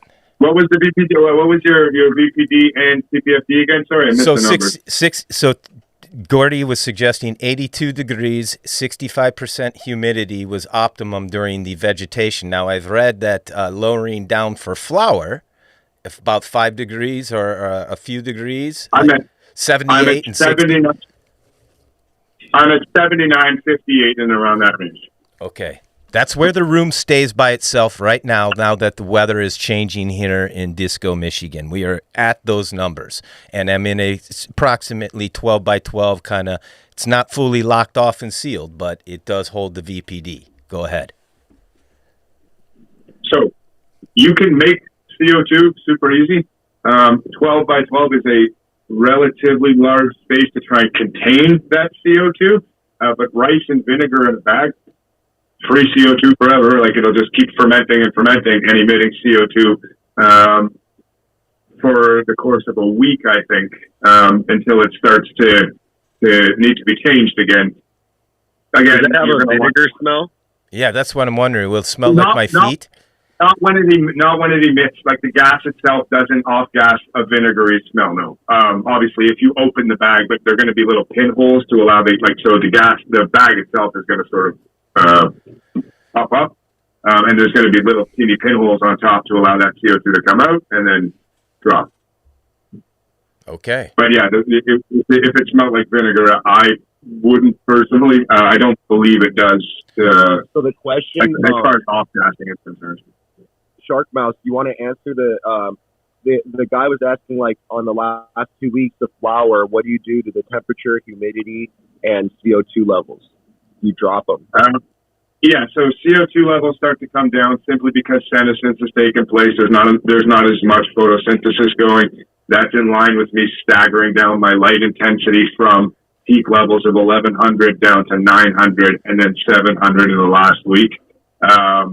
I'm also reducing my water volume at that stage, but I tend to run a higher VPD of 1.5, 1.5 and a half, just to make sure that there's not a lot of humidity sitting around in some of those bigger colas in the denser canopy.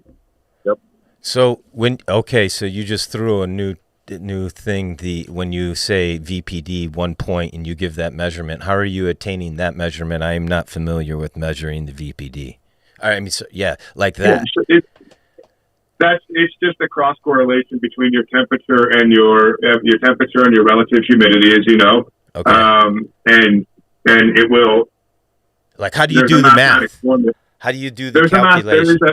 Math. There's a specific formula.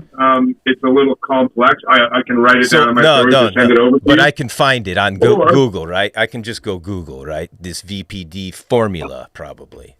Yeah, Pulse has a really good calculator that you can just input your measurements, and it'll give you a VPD range that you should be at, or what your VPD is currently. Once again, you bring up this thing they call Pulse. I must get with you, cousin. You must put me in contact with the right people to maybe get with them. It sounds like something apparatus I need to have in my hand. You to my friend Brooke. I need to get that in my hands. Thank you, cousin. Fang, you want to interject? I believe is the Amasteus, Amy's Teas on the gram in the background helping with these comments, or is it you that is helping with the moderating? No, I'm here. Thank you. Thank you, Fang. Thank you, cousin, for moderating there. There was a comment here. Let me jump in. You go ahead and jump in if you want to talk, Fang. I don't want to keep talking over you. He's so polite. No, yeah, someone was asking their nighttime and daytime temperatures. It was like 80 during the day, 85 during the day, 68 at night. Would this cause major problems? What would you say? Yeah, so this is what we call differential, or DIF. You'll see that as a metric. There's the leading thought is that the lower the differential, the smaller the leaf surface area will be as the plant grows out. The larger the differential, the larger your leaves will grow. So you want a good balance of both at the end of the day, but you never want to drop more than 5 degrees from your daytime temperature to nighttime temperature. You're inviting all sorts of problems, not only from a VPD. Yeah, so in Fahrenheit. So if you're going from 85, you don't want to drop to 76. Yeah, like you could be at 85, but just as a good example. So that's like, because I told the guy you should try to keep it between 10 to 15. I usually try to keep it within 10 degrees, but I've never heard 5. That's close. 5 is for that leaf morphology balance. 10 is we want to absolutely avoid dropping below 10 because of things like powdered mildew and botrytis. But if you keep it within 5, then you're gonna lower that leaf size, the leaf surface area per leaf. So you're not going to get this huge, massive families, but you're going to get more leaves, which actually ends up being more surface area. And there's a thing on the leaf called the boundary layer, which is why we measure leaf temperature and air temperature for VPD. That boundary layer is much bigger on bigger leaves, which makes that BPD transition from atmospheric to leaf BPD a little more difficult. So the smaller your leaves actually are, the more efficient it is to manage that sort of intercanopy BPD. So we like to keep our diff between, 2 and 5 overnight. I try not to go that low. 5 for me is where I drop to, essentially. Interesting. You're blowing my mind. Awesome. Listen, that's excellent. But you're right. When you say the 10 degrees, you're absolutely right in that we want to avoid that specifically for the potential pathogen issue that we would run into. Powdered mildew loves cool climates, especially on hot, warm days where it's been transpiring a lot and there's a lot of moisture on the leaves for when it cools down. Yeah, one of the things that I recommend for people who have indoor PM issues is warmer nighttime temperatures, that cold dampness that occurs right when those lights turn off. And it's like that sudden shut off that most people see creates this huge spike in humidity that like usually sustains for at least 2 hours because the dehumidifiers are more, powerful enough to contain or suppress it. And that's where a lot of that PM forms, Yeah. For sure. I noticed, I can only speak of a little bit from the outdoor that, you think of Mother Nature and the very extreme fluctuations, especially outside in the atmosphere. It does what it does at nighttime. That's why good covering with the pseudo hoop house in the late summer, September, October is good because that nighttime temperatures here change so much.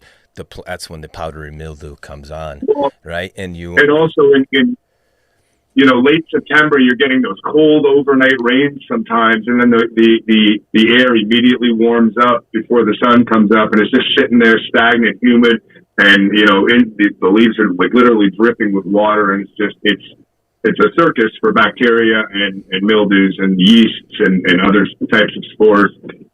What's interesting about powdered mildew is that it's systemic in that it's an infection in your plant. It's not just wipe the leaves off kind of deal, right? But it tricks the plant into having an immune response to an infection so that it can gain access to the cells. So treating it with traditional, however you would treat any other sort of fungal infection of a plant doesn't necessarily work. Like a suffocant is going to work. Sorry? Like using just a suffocant, for example, wouldn't be effective. Negative.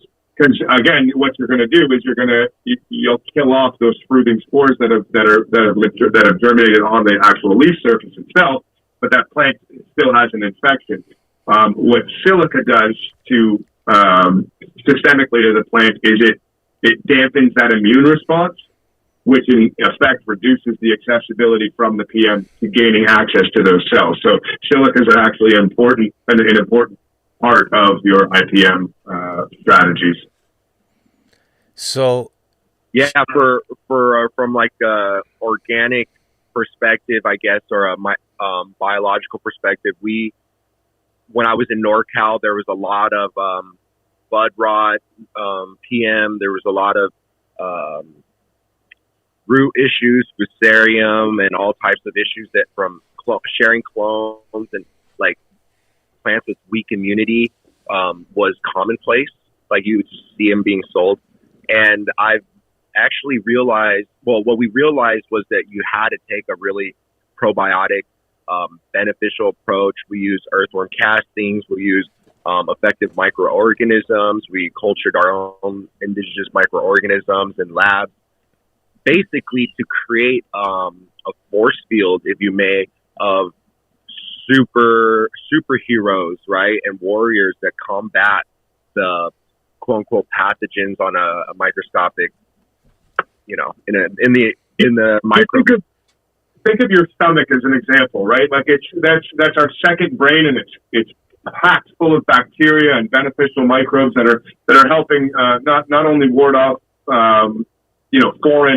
foreign substances and bacteria and entities from entering our body, but when that's out of balance, when we're not eating healthily, or we take antibiotics for an infection, our gut flora is really impacted, and that impacts our ability to uptake nutrients and to fight off potential later infections and digestive issues and a whole host of other impacts that that are negative to our overall health. And plant is no different, right?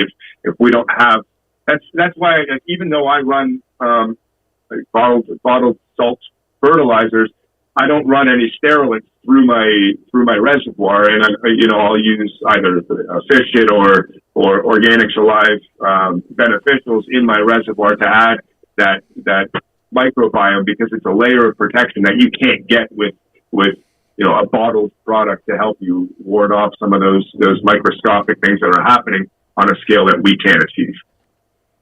Interesting. Did you see that question that popped up? Cousins, you put that there? I figured out how to do that. How about that? Finally. There you go. It says, what about using a foliar with insect frass to address pest issues? Would you speak to that?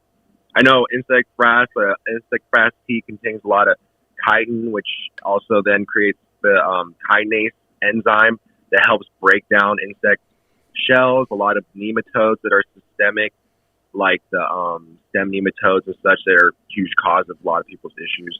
They get annihilated when you use insect frass.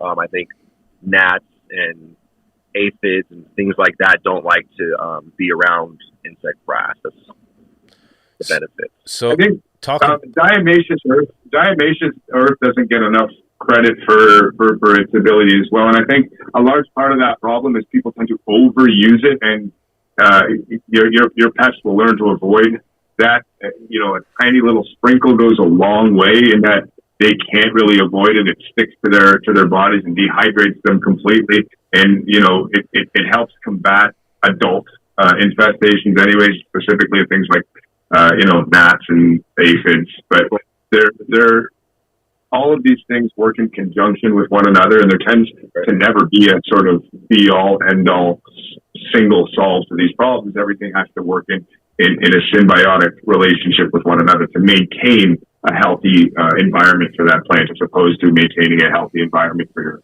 your infestations. Someone mentioned it's also a good source of silica. Yeah, it's like it's really amazing. Actually, you can consume it for human health, and somebody was recommending it as it's a really good anti-parasite, for humans, and just cleanses your gut. You give it my dogs get a little bit of it in it as well. It's great for their fur coat. Like there's plenty of benefits here to amending your plants just to help protect it with an extra layer. I would argue. You can feel your nails and your hair get like harder when you consume, our supplement silica. Yes, that's what I hear. We have another. What is your opinion on those air ionizers that claim to turn air into hydrogen peroxide? Yeah, let me read. I would be cautious. I would be cautious of the potential for ozone displacement in your space. Electrolysis is chemistry beyond most people's sort of rudimental understanding. Water chemistry and atmospheric chemistry are very complex topics, and the last thing you want to be doing is altering the air chemistry of your space without having a particular understanding of what you're doing. Indeed. I think we have another one here. So, go ahead, Shark. A lot of people have a lack of a fundamental understanding, myself included, of something like water chemistry, which is so complex it literally requires a PhD to understand it. My pH is a little. I went too low on adjusting my pH. I'll bring it back up with a base solution, and the interaction between the different ions in that space. Now meeting a base catalyst versus adding acidic catalyst, and there's all sorts of different reactions happening that are unintended that we can't see happening. So now you're creating metals that are bioavailable to your plant, or you're locking out other nutrients because of these biochemical interactions that you didn't understand in the first place. And I think the same thing would go for ionizing your air. Interesting. So, okay, just going through some of the comments. You guys, everybody here that's watching on the gram. Appreciate everybody that's with us. We had quite the viewing this week, guys. Yeah, I think we've covered all the questions. I'm going to read off a few comments real quick. We have the loving Mom 17. Thank you for tuning in. She says here that during the last weeks of flower, I tried to keep my temps around 75 with lights on and 65 to 64 at night. Okay. And then she also says my humidity stays around 40 to 55% here in Virginia. Ah, very nice. It's a good middle range to be able to adjust. Very much. Mine here in the winter without any help is 38% humidity, about 76 degrees in the pseudo-grower area, so not too hard. I had to run the heaters a bit and the humidifiers quite a bit for the first few weeks. Electric bill is going to be up there, but just recently humidifiers are off, not running any dehumidifiers, and the temperature is taking care of itself with the lights, guys. And it's staying within. And I'm super glad that the blow dryer is off. The blow, well, I tell you what, it's back on, Shark, because I had to take some tops. You know, I let everything go too long, and I took those tops. And I'm going to send you a heater, okay? There's some sort of tent heater, like real tent heater. Yeah. Like yeah. Well, there's listen. any heaters you can buy. This one was excellent for beard, so and it fit right in top of tent. It plugged right into the Inkbird. It goes on and off, cousin. It just goes. Dual purpose. Shark is worried you're gonna have a fucking house fire, dude. Maybe it's Maybelline. Maybe it's It's a good tagline. Maybe it's Maybelline. All right, I like you. Yeah, but so anyhow, the seedling tent right over here, you could see it's on. And Michael, I'm not proud of this, but out of maybe 20 clones I took, I have 3 that have made it, and I have 2 more that looks like they're going to make it. So out of 20, I think I have 5. That's the success rate. That's what we're gonna do next. We're gonna get you 10 out of 10 clone brooding rate. The problem is the environment. It's not my technique or anything. It's the VPD as always. I don't have a proper clone dome because I take them tall, and it's not working out. But I've seen a few. It's your root temperature. It is. It's too hot. It's your root temperature. That's what it is. It's on a seedling mat temp, and I don't have. It's on full blast. 80. It's too hot. Yeah, we're gonna do a whole new thing on clone cutting soon, and that'll be a whole new thing for us to do. All right, great. That's great. I'm going to go down to Hydro Pros, and I want to get one of these. I may be overdoing it, but you know me. They have that clone thing that shoots the water, sprays up and sprays the water. It's like a little aero cloner. There you go. The guys at Hydro Pro say they had most excellent luck ever since getting that, and they all have it.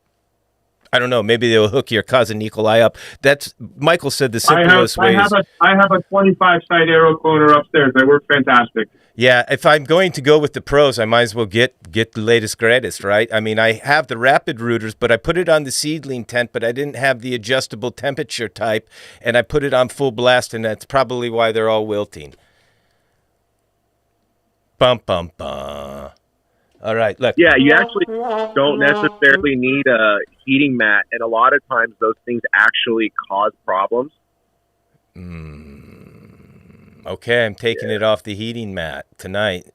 Like, I don't use a heating mat ever. Wow. Hey, I don't have one. See? Honestly, I keep them in the tray, closed underneath the canopy in a veg space. The canopy blocks just the right amount of light. And the temperature inside my veg space is ideal for cloning. I just did that, but I put it in one of the tents underneath the canopy because it was no more room because the clones are now vegging in this, and it was fine until I put the seed. I got scared after the first night. Things looked good, and then I put the seedling mat back under, and yeah, womp womp. Do you guys hear that? Does that come through? It does. It's working, guys. All the tech is working. I got some reverb. Beautiful. All right. Well, anyhow, moving on. We will get with the clones later. Let me check the questions. Here. Kush Sharma one wants to buy weed. He's from India. Well, not the place to buy weed here. We don't do that. We grow it and smoke it and share it with our cousins. If you were in house with me, you could smoke some. I'd probably let you take some, Dude, but I'm not sending any. Get out of here. Just kidding, but yeah, we can't send anything. Seeds, you can get some seeds from the Seed Bank International, coupon code cousin, and get growing yourself up there in the high mountains between Pakistan or wherever. All that, I don't know. The Kush Mountains. I don't know my geography too well. I hope not to insult anybody. Anyhow, but yeah, grow it in your backyard. Get a tent and just grow in your closet. There you go. Take a risk. Anyhow. Yeah, so no, we can't let anybody. I'm sorry, I'm not letting anybody. Maxwell's in the chat. What up, Maxwell? The Maxwell Blasco.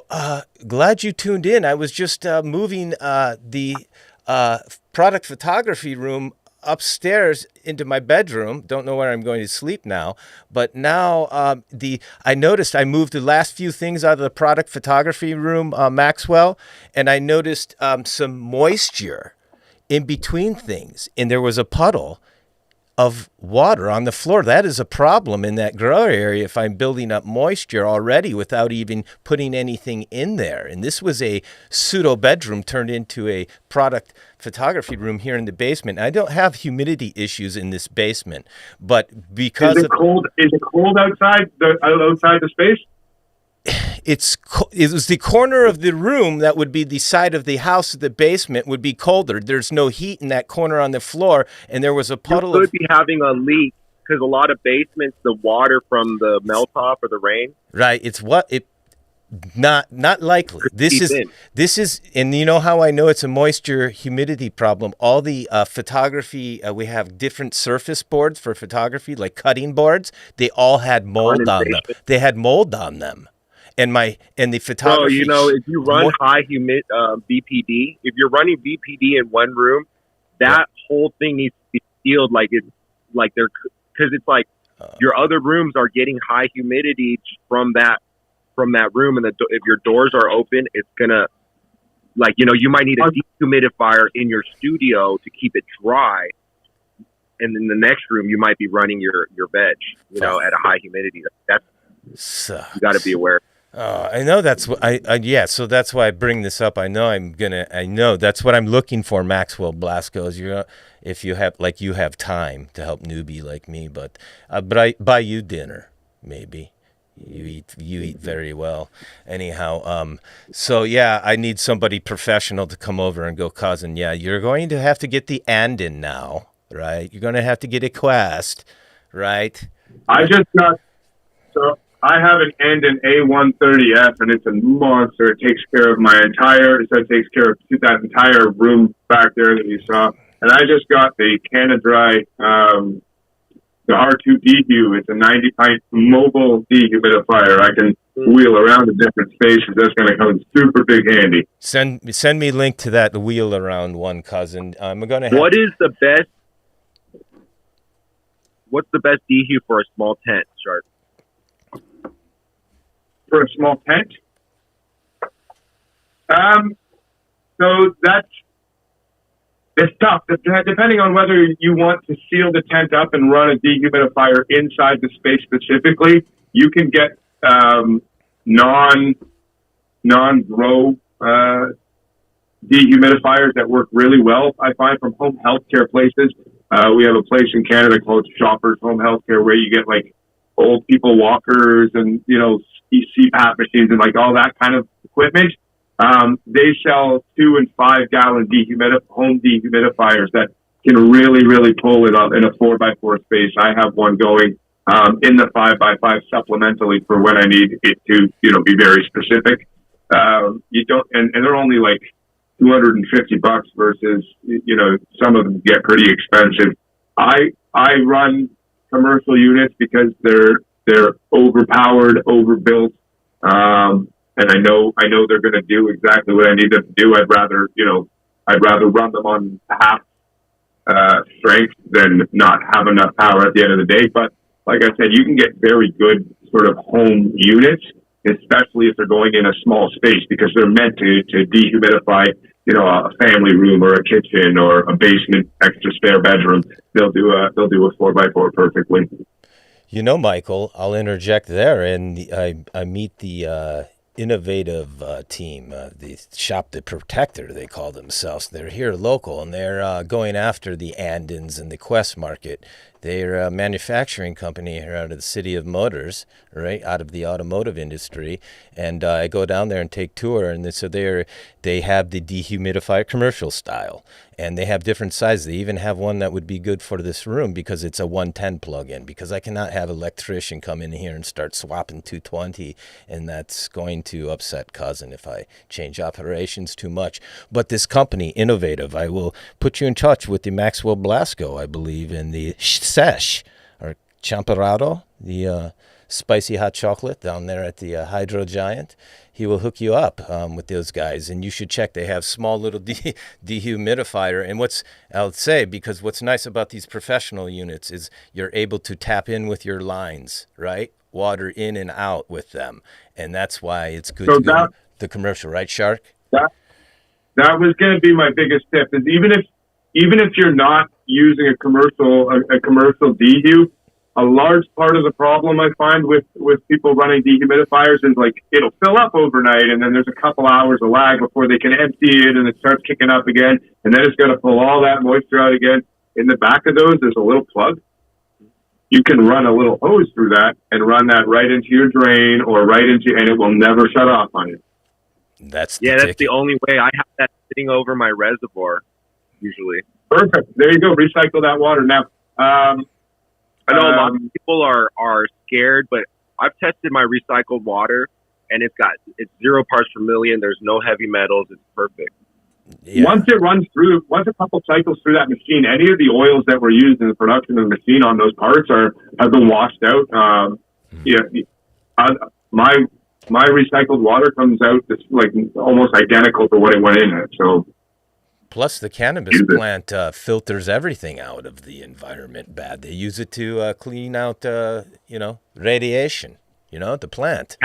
For the plant wetting, uptaking the water, it's releasing it into the atmosphere. We're recapturing it, and it's cleaner. It's going into the reservoir and going right back into the plant. It's it's like really interesting how the plant, living in its little sphere, even in the dome, it breathes its own oxygen. It breathes its own humidity. Like it like almost can run itself in a way. Magic. It is magic plant. Anyhow, yeah. Let's see if there's any more. Yeah, go ahead, Shark.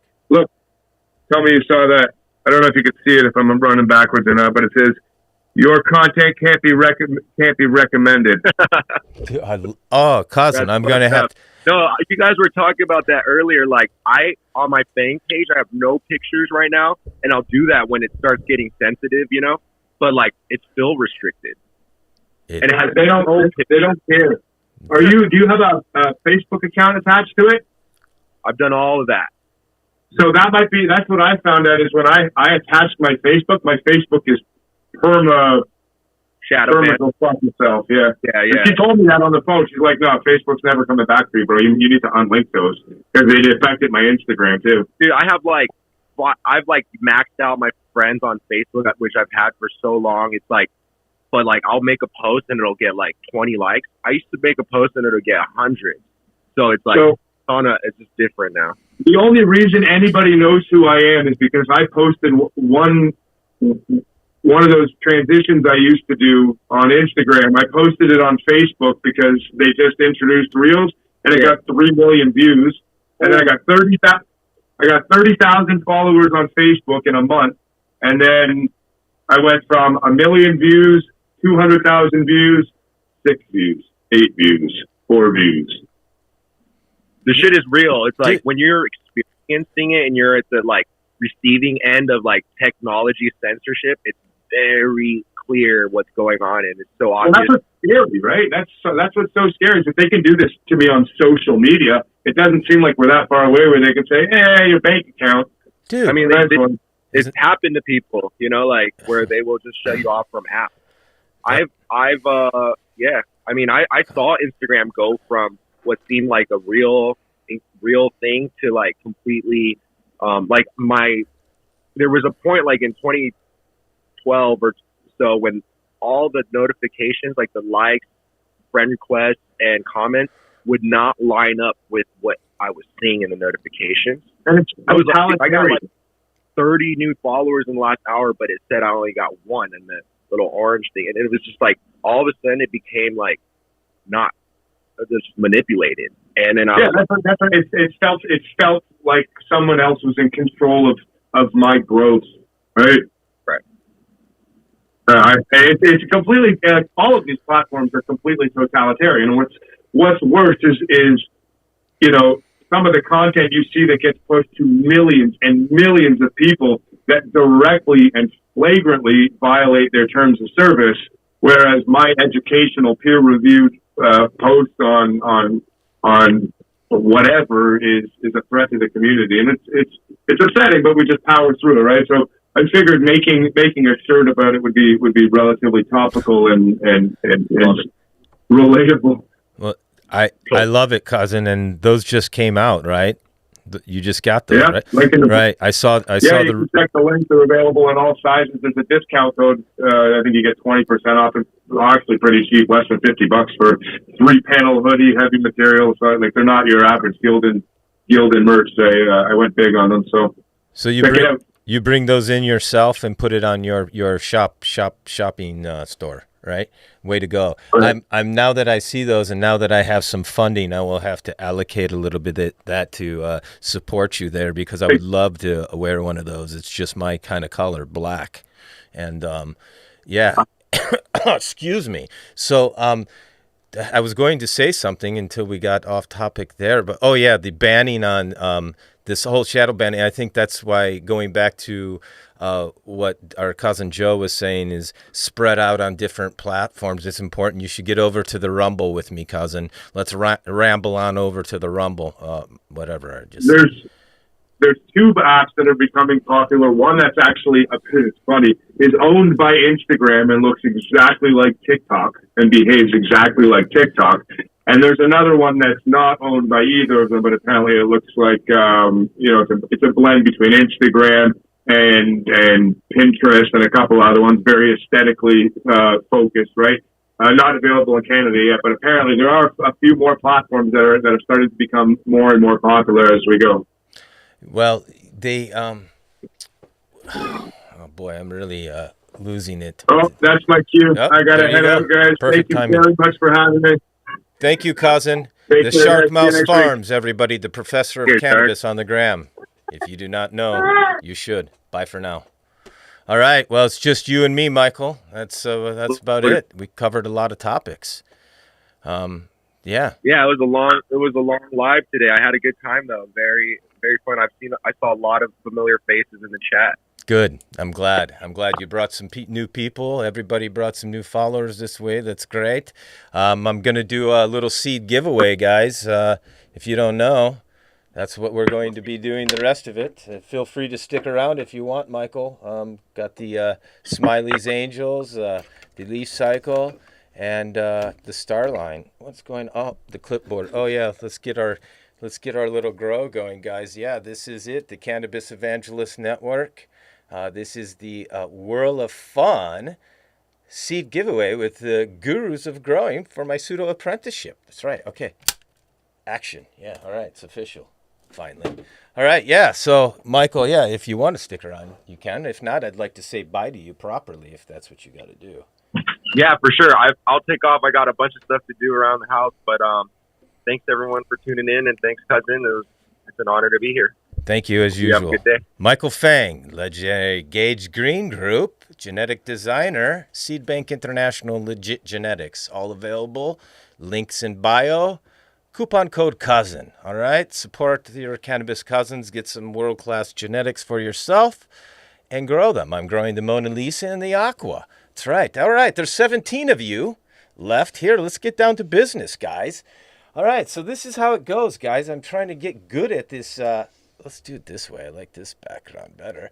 And let's get it set up. Yeah. So I'm trying to get hip to it all. This live streaming and these giveaways that everybody does on the gram.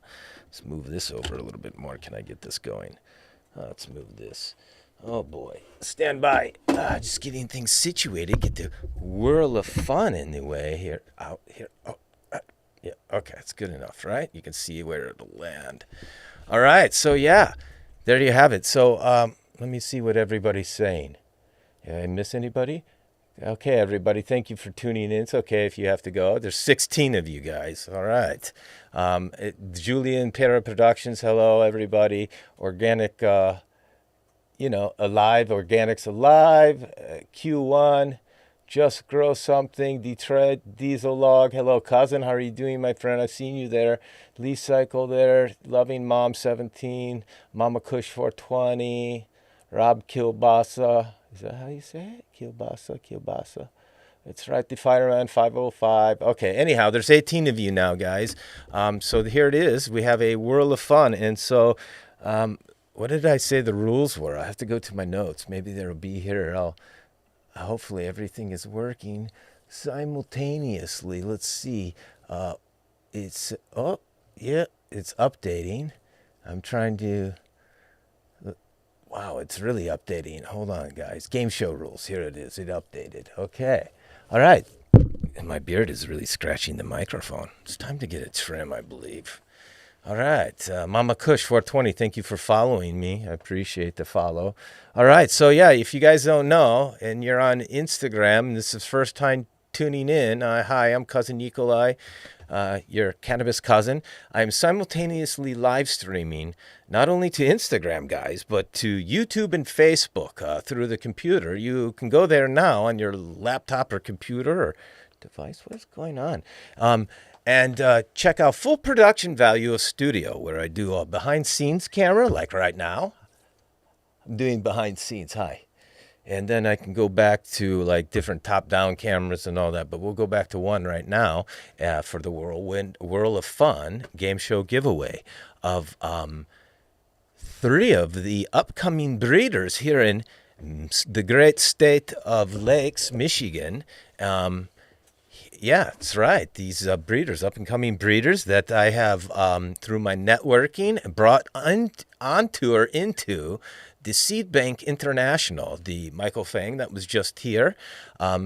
He's legendary cannabis breeder of genetics, world-class genetics. He's pretty well known, very well known, in fact, and a lot of us, know about him. So I have 3 up-and-coming breeders that I come across here in Michigan, guys, and I bring them into the Seed Bank International.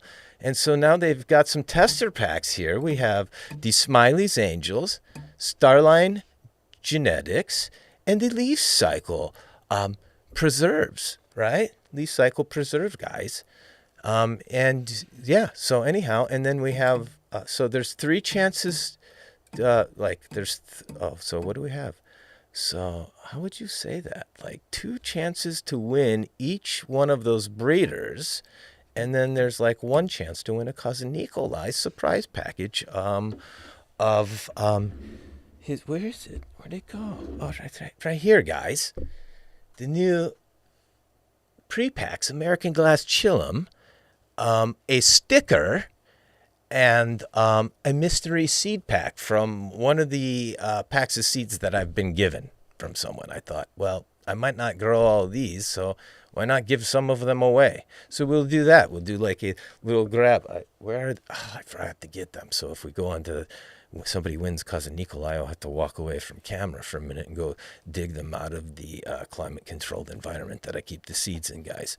Anyways, so that's it. 17 of you. So the game show rules are, if you didn't go and see the post, I'm trying to figure it out. At first, it was a little bit long and drawn out. I've changed it a bit, but you don't have to jump through too many hoops, but this is what I would like for you to be able to have chance at spinning the wheel. We'll see if we can get this off here rather quickly. Okay, so what the deal is, guys, is you've got to go on Instagram here. You have to follow me, Cousin Nikolai. You also have to follow Leaf Cycle Private Reserve. Sorry, it wasn't Leaf Cycle Preserve. It's Leaf Cycle Private Reserve Seeds, right, on Instagram. That's at Leaf Cycle Private Reserve. You have to also follow Seed Bank International, right? You can go to Cousin Nikolai's followers and see it. Like, they follow me, I follow them, right? Seed Bank International. Smiley's dot garden, or sorry, Smiley's dot angels. That's his other page. You want to go to Smiley's dot angels. Smiley's dot angels, like Charlie's Angels, 70s flick. I really like that show. Anyhow, and then last and not least, at Starline Genetics on the gram. So again, I'll go through it, guys. Follow your cousin Nikolai. Follow Leaf Cycle Private to Reserve. Follow Seed Bank International, Smileys.Angels, and Starline Genetics, guys. Follow all of us. And then one last hoop you have to jump through. Wait for it. Oh, you should also be following me on YouTube, but you have to go to my Koji bio link right above here in the gram, and you can click on it, and you go to my Facebook Cannabis Emporium, new Facebook page. Yeah, if you click on that link in the bio here on the gram, you click on the Facebook thing, you'll go right to my new Cannabis Emporium. You give me a follow, and then there's like a little email button. Send me email with your Instagram name. I will give you an email reply with a number, not right away because I can't reply now, but I will see this email right now, and I will give you the number, and whoever does it first, that's the order at which you get to spin. So yeah, somebody could do that right now. If you want to go through that trouble, we'll do a spin.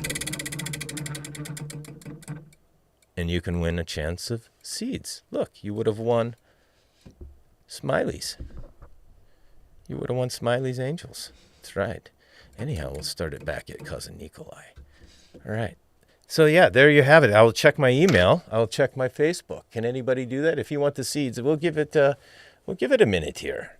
Let's see, what time is it? It's 12:04. I'll give it to you 12:15, guys. We get 10 minutes, guys. Get this off in 10 minutes. What's everybody say about that? Oh, well, there's 11. You 70 of you dropped off, not interested. So that's even better for you guys. 11 of you have a chance. Homegrown could use your seeds. Home grow. Rob Kielbasa. Yeah, well, cousin, follow the rules. Go follow all of them. The Leaf Cycle, the Seed Bank International, Smiley's Angels, Smileys.Angels, and Starline Genetics. Again, if you have difficulty finding their profiles, guys, just go to my followers or who I'm following. You should be able to find them pretty easily yourself. Again, I'll read them out to you as I give a big yawn. Okay, yes. Please go follow Cousin Nikolai on all my socials that you would, especially the YouTube. That would be nice. Yeah, so follow me on Facebook, Instagram, YouTube, Facebook, Cannabis Emporium. Yes, go to Koji link in bio here on Gram, and you'll find all the socials right there. Links, just look, guys, it's right there. And you'll find an email button. You can also send me an email from the website, cousinnikolai.com. You can find my socials there as well. But anyhow, make sure to give me a follow. This is why I'm doing it, guys. Get everybody networking together. I got these excellent breeders. They're coming on scene here in Michigan. And looks like Just Grow Something New York is all set. Let me go check email, cousin. See what your number is. Let's refresh page. What do we have? Dun, da, da, da. Dun, dun, dun, dun. Did I get it? Did it go to junk mail? Maybe it's not refreshed, actually. We'll check one more time. Oh, new message. Is this new message? Is this it? No, that's junk mail. Stand by, cousin.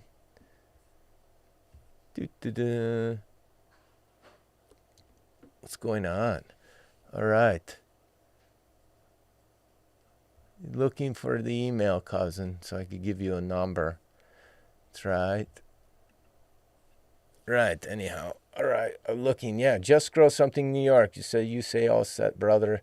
Make sure to send email. I follow on Facebook. I now send you message. Carla Rivsblada, you're after it again, cousin. Unfortunately, you can't win twice in one. I don't know what the rules should be. It definitely can't win twice in 1 month, Miss Carla. You're in Peru, right, Miss Carla, if I remember correctly? I appreciate you following me, though. But yeah, stay tuned. And I believe, who did we send out to you? I believe it was the Smiley's Angels. Did you get the Smiley's Angels? Miss Carla? Anyhow, I see everybody. We have 11, 12 followers. All right. We'll check the emails again. Oh, looks like I got it. Okay. Looks like it's in. I won't say your name, but yes, I believe I see it.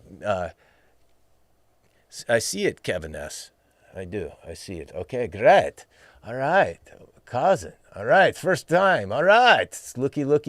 You're up. You beat everybody to the punch. So you're number one. Let's reply. All right.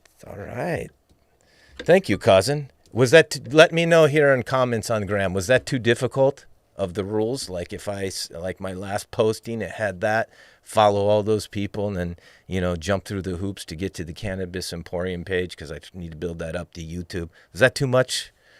And then, yeah, I haven't started the whole share 3 people and all that, but yeah, if you want to share, that'd be great, and go ahead and do so. If just with people that are really interested, I'm not really after followers. I'm after connections, guys.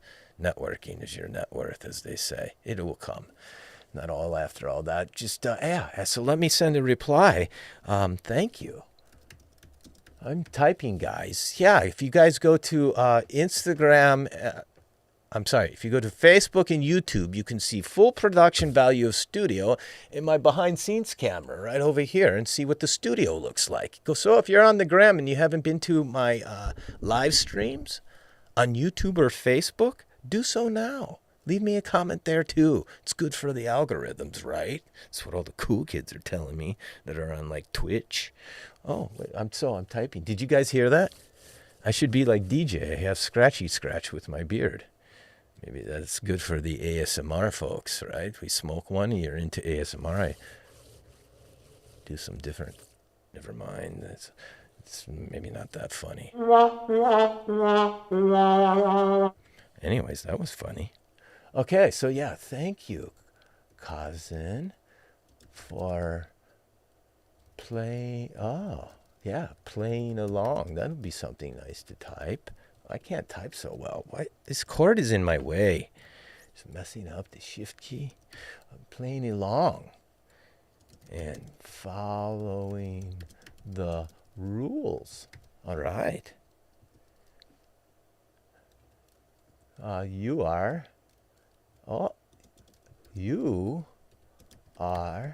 contestant. Is that how you spell contestant? Number 001, cousin, first spinner. That's right. So if you stay tuned here, we will spin shortly. Sending to you now. Yeah, what seeds would you like to win, cousin? Yeah? You're going to need to spin, guys. Please, you guys still, if you, since you're probably not going to get a chance to spin this time, the 7 of you that are here, if you want to have a chance at the next time, all you got to do is follow the rules, tune into next live stream, and whichever number, which will be 2 or 3 or 4, right, shows up for the live stream and wants a chance to spin at the end, will get their chance. So that's how it goes. Easy peasy. 1, 2, 3. Grow with me. Hey, that's a good one. I should write that down. Okay, yeah. So let me finish this email. Stay tuned. Okay. I just really need to work on my typing skills, guys. This is taking, bye for now, a little bit too long. Okay. So send. Okay. Okay, so I sent that back to you, cousin. You should be getting the reply email. This is working out good. Okay, so there's 10 of you now. Okay, but I got it. More fun, brother. Okay. Makes them, Leaf Cycle says it makes them leave the live. That's okay. They can come back. So, we had lots of followers. It makes them leave the live. Well, they should do this beforehand, and then they would not have to leave the live. So yeah, next time. Yeah. Leaf Cycle. Leaf Cycle Private Reserve. That's right. Yeah, your sticker needs to say that too. I will be here. All right. Okay. 0G Genetics. Yeah. So do you guys think this The rules, was that too difficult? Leaf Cycles, I think, thinks it is. And, yeah. Anyhow, so yeah. Oh, looky. Well, maybe we will come up with something else. Yeah. Hey, let's play some music. What's going on here? Podcast transfer mode. Capacity. I don't want any of that. Why is it going on? All right. Yeah. So, okay. Going through the comments. Thank you. Oh, yeah. So, Zero G Genetics. So, yeah. If you go to the last post, you could read them. There's like a post. I forget how many it was ago. But, yeah, all you have to do is go to these people. At Cousin Nikolai, Leaf Cycle Private Reserve, the Seed Bank International, Smileys.Angels, and Starline Genetics. All of these people are following me, or I'm following them. Again, that's follow Cousin Nikolai on Instagram. And then the Leaf Cycle Private Reserve. That's right. Seed Bank International, Smileys.Angels, and Starline Genetics. You follow all of us on the gram, and then you go to Cousin Nikolai's Koji bio link above here on the gram in profile. You click on it, and you will see the Facebook Cannabis Emporium Game Show Giveaway link. You will click on that, but there's also YouTube. You follow me on YouTube there. And you go to the Cannabis Emporium. You follow me there, and there's email button right there on that Cannabis Emporium page. So you send me email with your Facebook name, 0.g.genetics, and then you get your registered contestant number to be in line for the most excellent whirlwind of spinning game show giveaway of breeder seeds, right? Okay, yeah. So that's what we're doing. And the Cannabis Cousin here, Cannabis Cousin, you needed to really give me your where is it? What did we have the first one? Hold on. Where is it? Cousin, did you why is it not showing it? So, Cousin, in the email, did you send me your Instagram name? You have to send me your Instagram name because I won't remember from this. So make sure I replied to you, but in your original email, what is it? I want to reload. Stand by.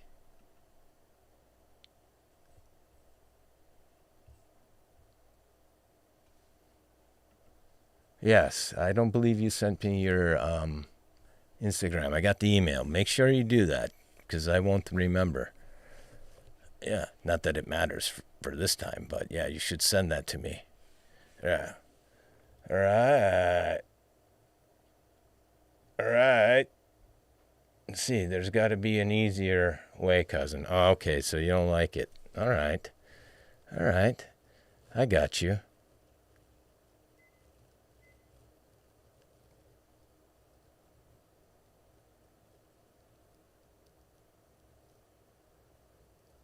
Yeah, all right. Okay, so what do you suggest? Give me some suggestions how this game show giveaway should go.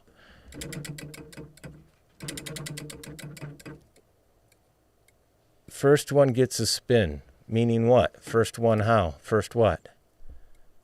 First what?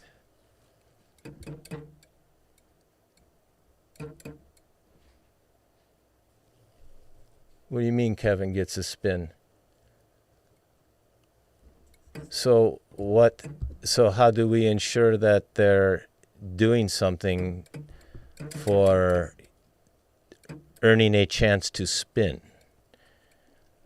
So, right, they want you to go follow this person, tag 5 people, and then share my story, right? And all this for another chance to win. How does that all work? Really, we're going to have to figure this out because I've put a lot of time and energy into this.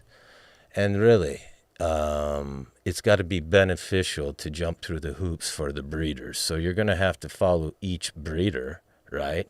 You're definitely going to have to follow me. And right now you're already following me if you're here. So I have to get people to follow me on YouTube. I only built the Cannabis Emporium Facebook page because Leaf Cycle said that somebody else was doing a giveaway, and you went there and sent an email and they gave you a number. But this seems to prove to be a bit difficult. I guess following 5 people is too difficult too. We've 1, 2, 3, 4, 5. Follow 5 people, and then go to, yeah, okay. Yeah, I'm open to suggestion. First one gets a spin. Kevin gets a spin. Let's see a winner. Right. Yeah, he gets to spin, but we got to figure this out. Use a number generator for the amount of people in the live. Number generator.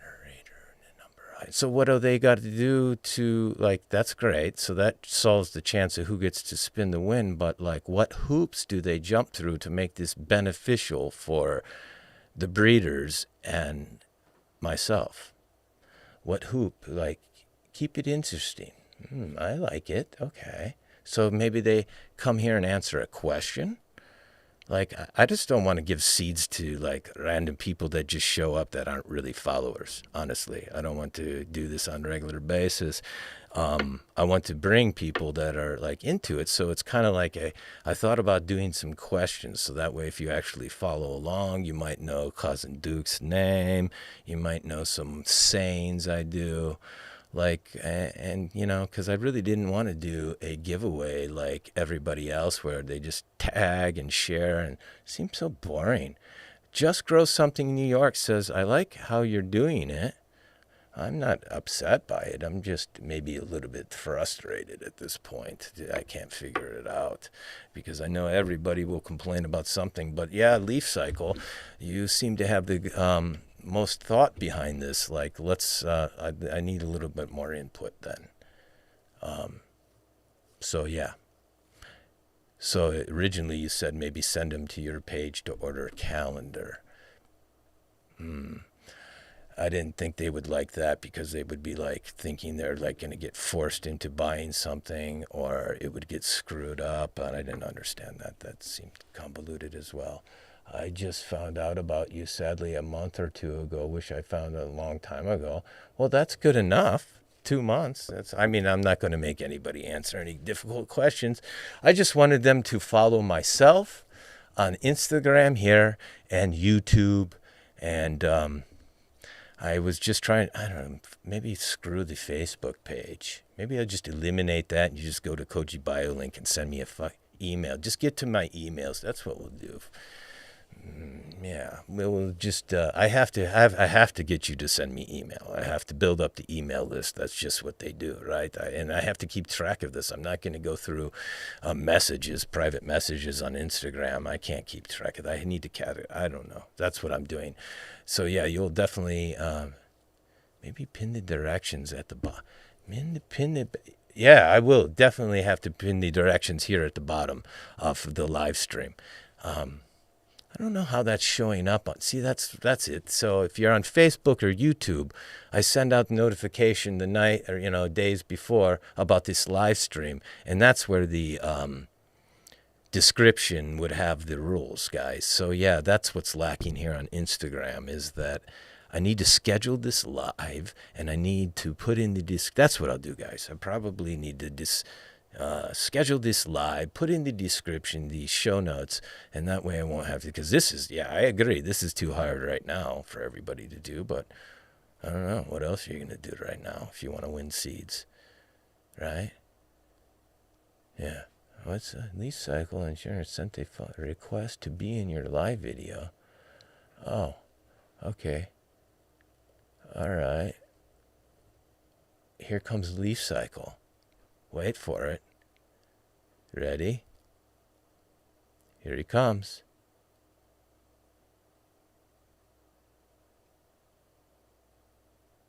Maybe. Maybe not. I said, yeah. I tried to accept. Wait, there he is. Hello. Hey, can you hear me? I can. Too loud. Yeah, you're okay. You all right? All right. Are you look mad. I am, man.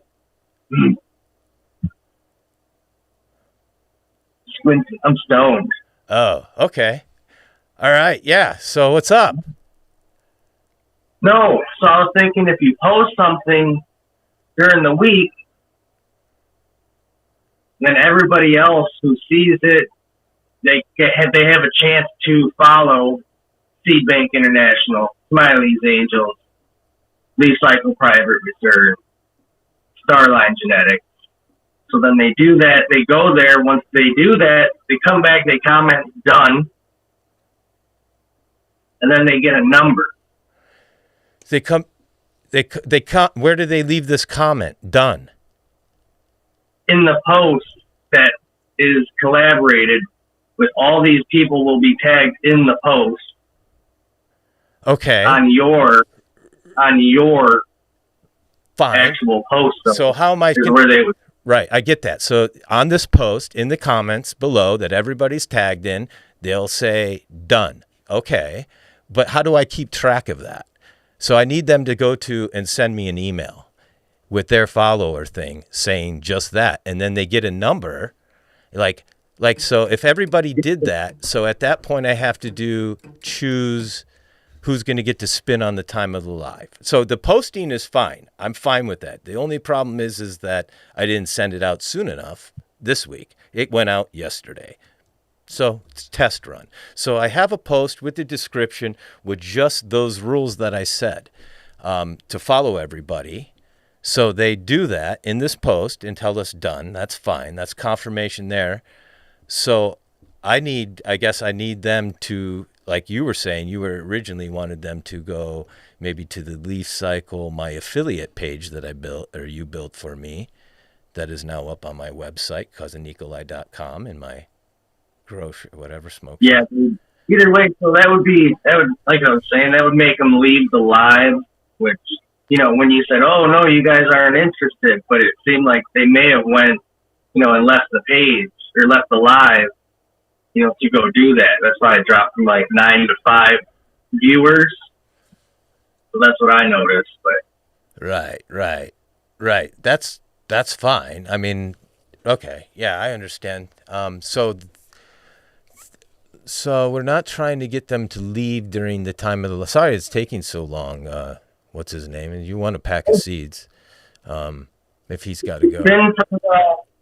Spin for Kevin yet? No, we haven't done that.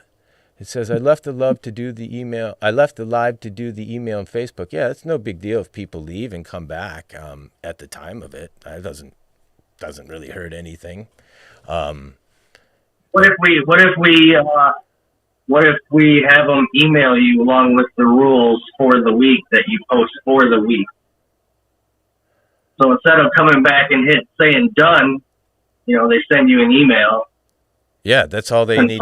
That's what I was trying to do. I'm not checking all those comments, dude. I'm not coming back to that post after I post it. I mean, I'll check in the morning, wake up and I'll reply to people's comments. But if I have to start doing 100 like that, I can't. That's why I got to have an email.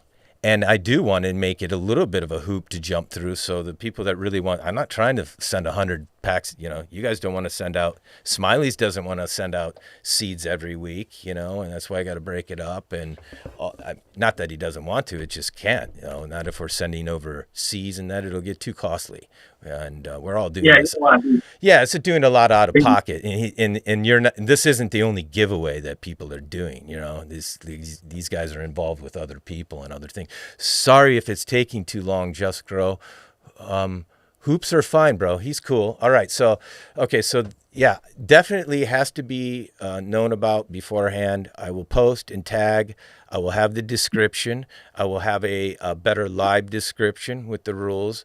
But I think we can all agree upon just going to everybody's Instagram and following, maybe going a little bit extra for Cousin Nikolai and following me on the YouTube.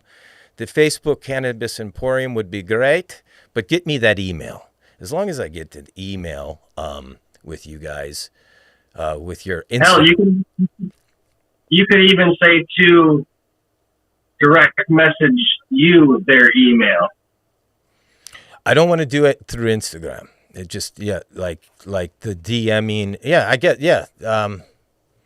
no, I need them to send me an email. It's better just because then I have to, it's one more step for me to take that. And, I'm trying to get, honestly, I'm going to break away from Instagram, guys. Not all the way, but like I'm trying to like these different platforms. So the email list and building that will translate into these different platforms for me. It's a way for me to keep track of everything. I'm on other platforms, guys, and private messaging is becoming a bit convoluted for me. So that's all. I know everybody does that here on the gram, is DM me and all that. That's cool too, but yeah, you're definitely going to have to send me an email to get that. But anyhow, so yeah, all right. Matt Hasher just emailed me, followed me on Facebook and YouTube. Okay, Matt Hasher, was that too difficult? Let me know. I don't mind being a little bit of a pain in the ass. I mean, I think it's worth it. I feel like it. Anyhow, but I don't want. Yeah, whatever. I'm tired, guys. Sorry, I'm getting old. It will be worth it. Well, I know your seeds will. I know everybody's. I've smoked everybody's cannabis here, guys, that you're going to get here. The Starline, the Smileys, and the Leaf Cycle Private Reserve. Sorry, I keep screwing up your name, cousin. It's Leaf Cycle. You got all those names. I get tongue-tied. So, yeah, anyhow, let's do a spin. Okay, shall we? About time, right? Okay, let's get back to the top. What do you think, cousin? I stayed up extra late to print out little squares. Like I said, I didn't want to do. All right, there it is. All right, so yeah, here's your chance, guys. And Smiley's is in the house is all. Matt Hasher said not at all. All right, cousin, that's good. I'm hungry. I think I'm getting cranky, hangry. That's it. Myself only. Okay. Here we go. Snickers. Yeah, right. It's time for a Snickers bar. You're turning into diva. All right, here we go. All right, chance to win here, guys. Welcome to the Whirl of Fun. Yay! What do we do here? Where is it? Yay.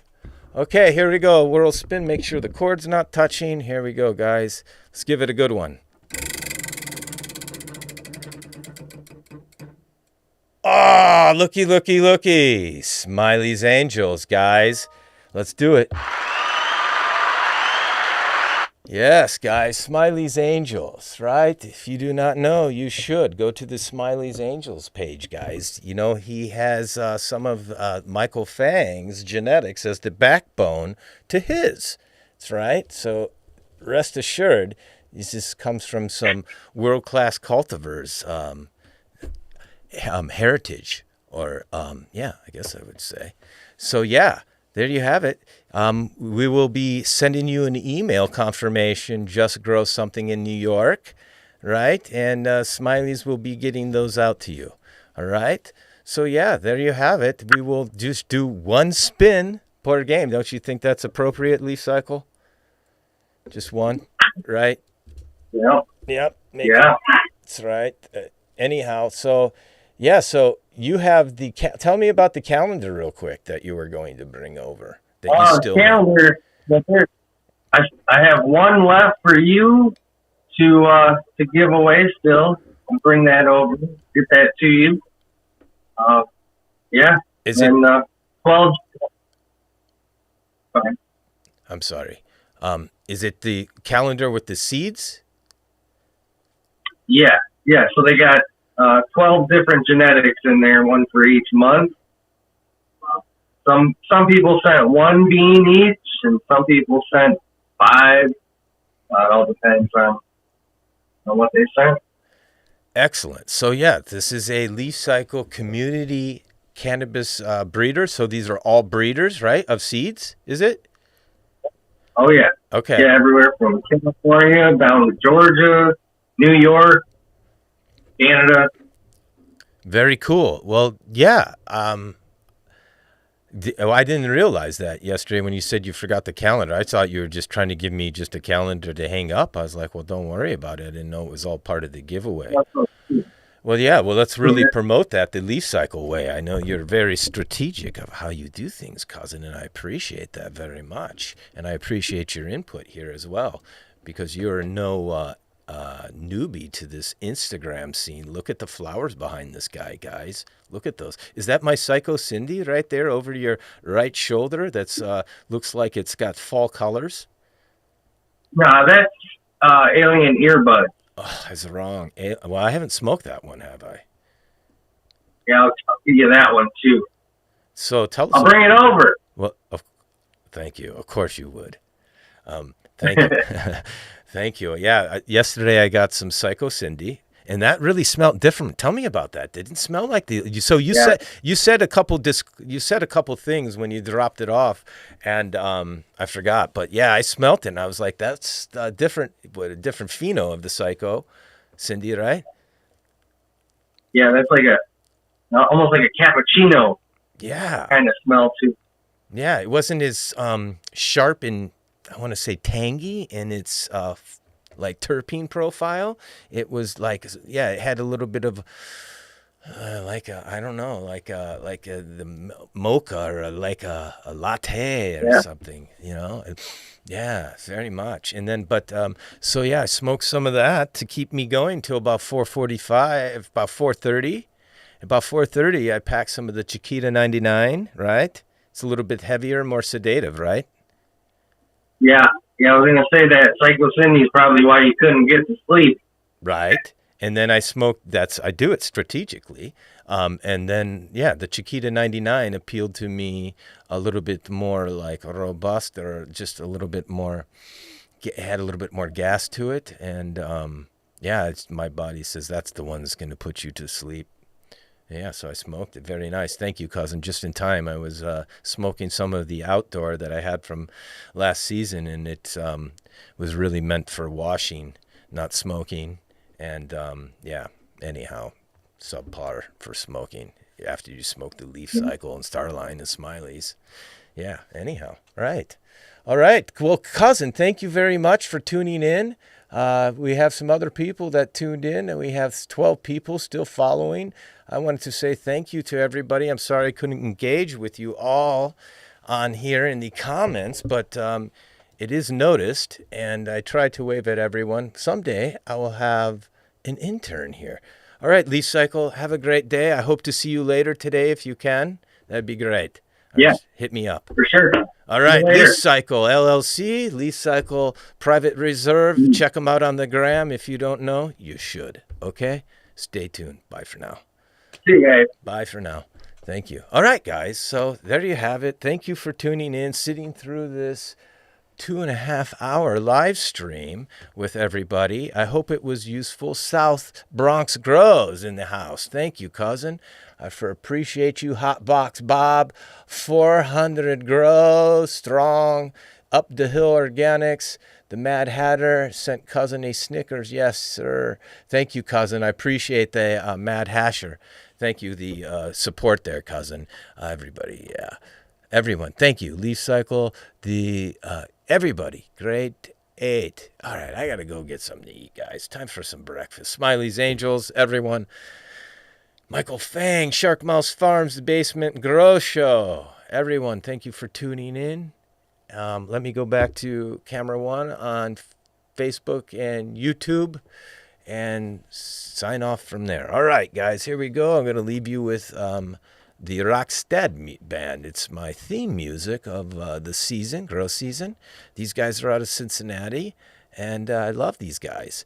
All right, Air Bottom Bags, thank you for tuning in. You were here, cousin. Wow. Thank you for tuning in. Air Bottom Bags, guys. Latest, greatest. Coming on scene, guys. If you do not know, you should. Link in bio, guys. Get yourself a 10% discount. Coupon code COUSIN. That's right. Check out all my affiliate links in my Koji bio link. Maybe there's something there you would like to incorporate into your grow. And use the Co. to help support what your cousin Nikolai is doing here. All right, guys? Thanks very much. All right?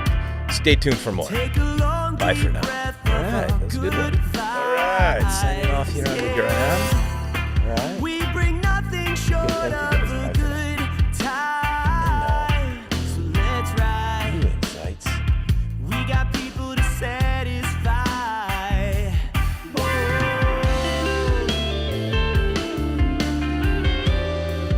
But the voices in the shadows, they echo.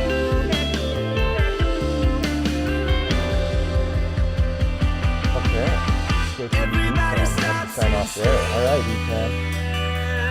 What we do, All right. We're going to end. we stay true. Finish. Okay, ending broadcast. Okay, guys. Bye for now. You don't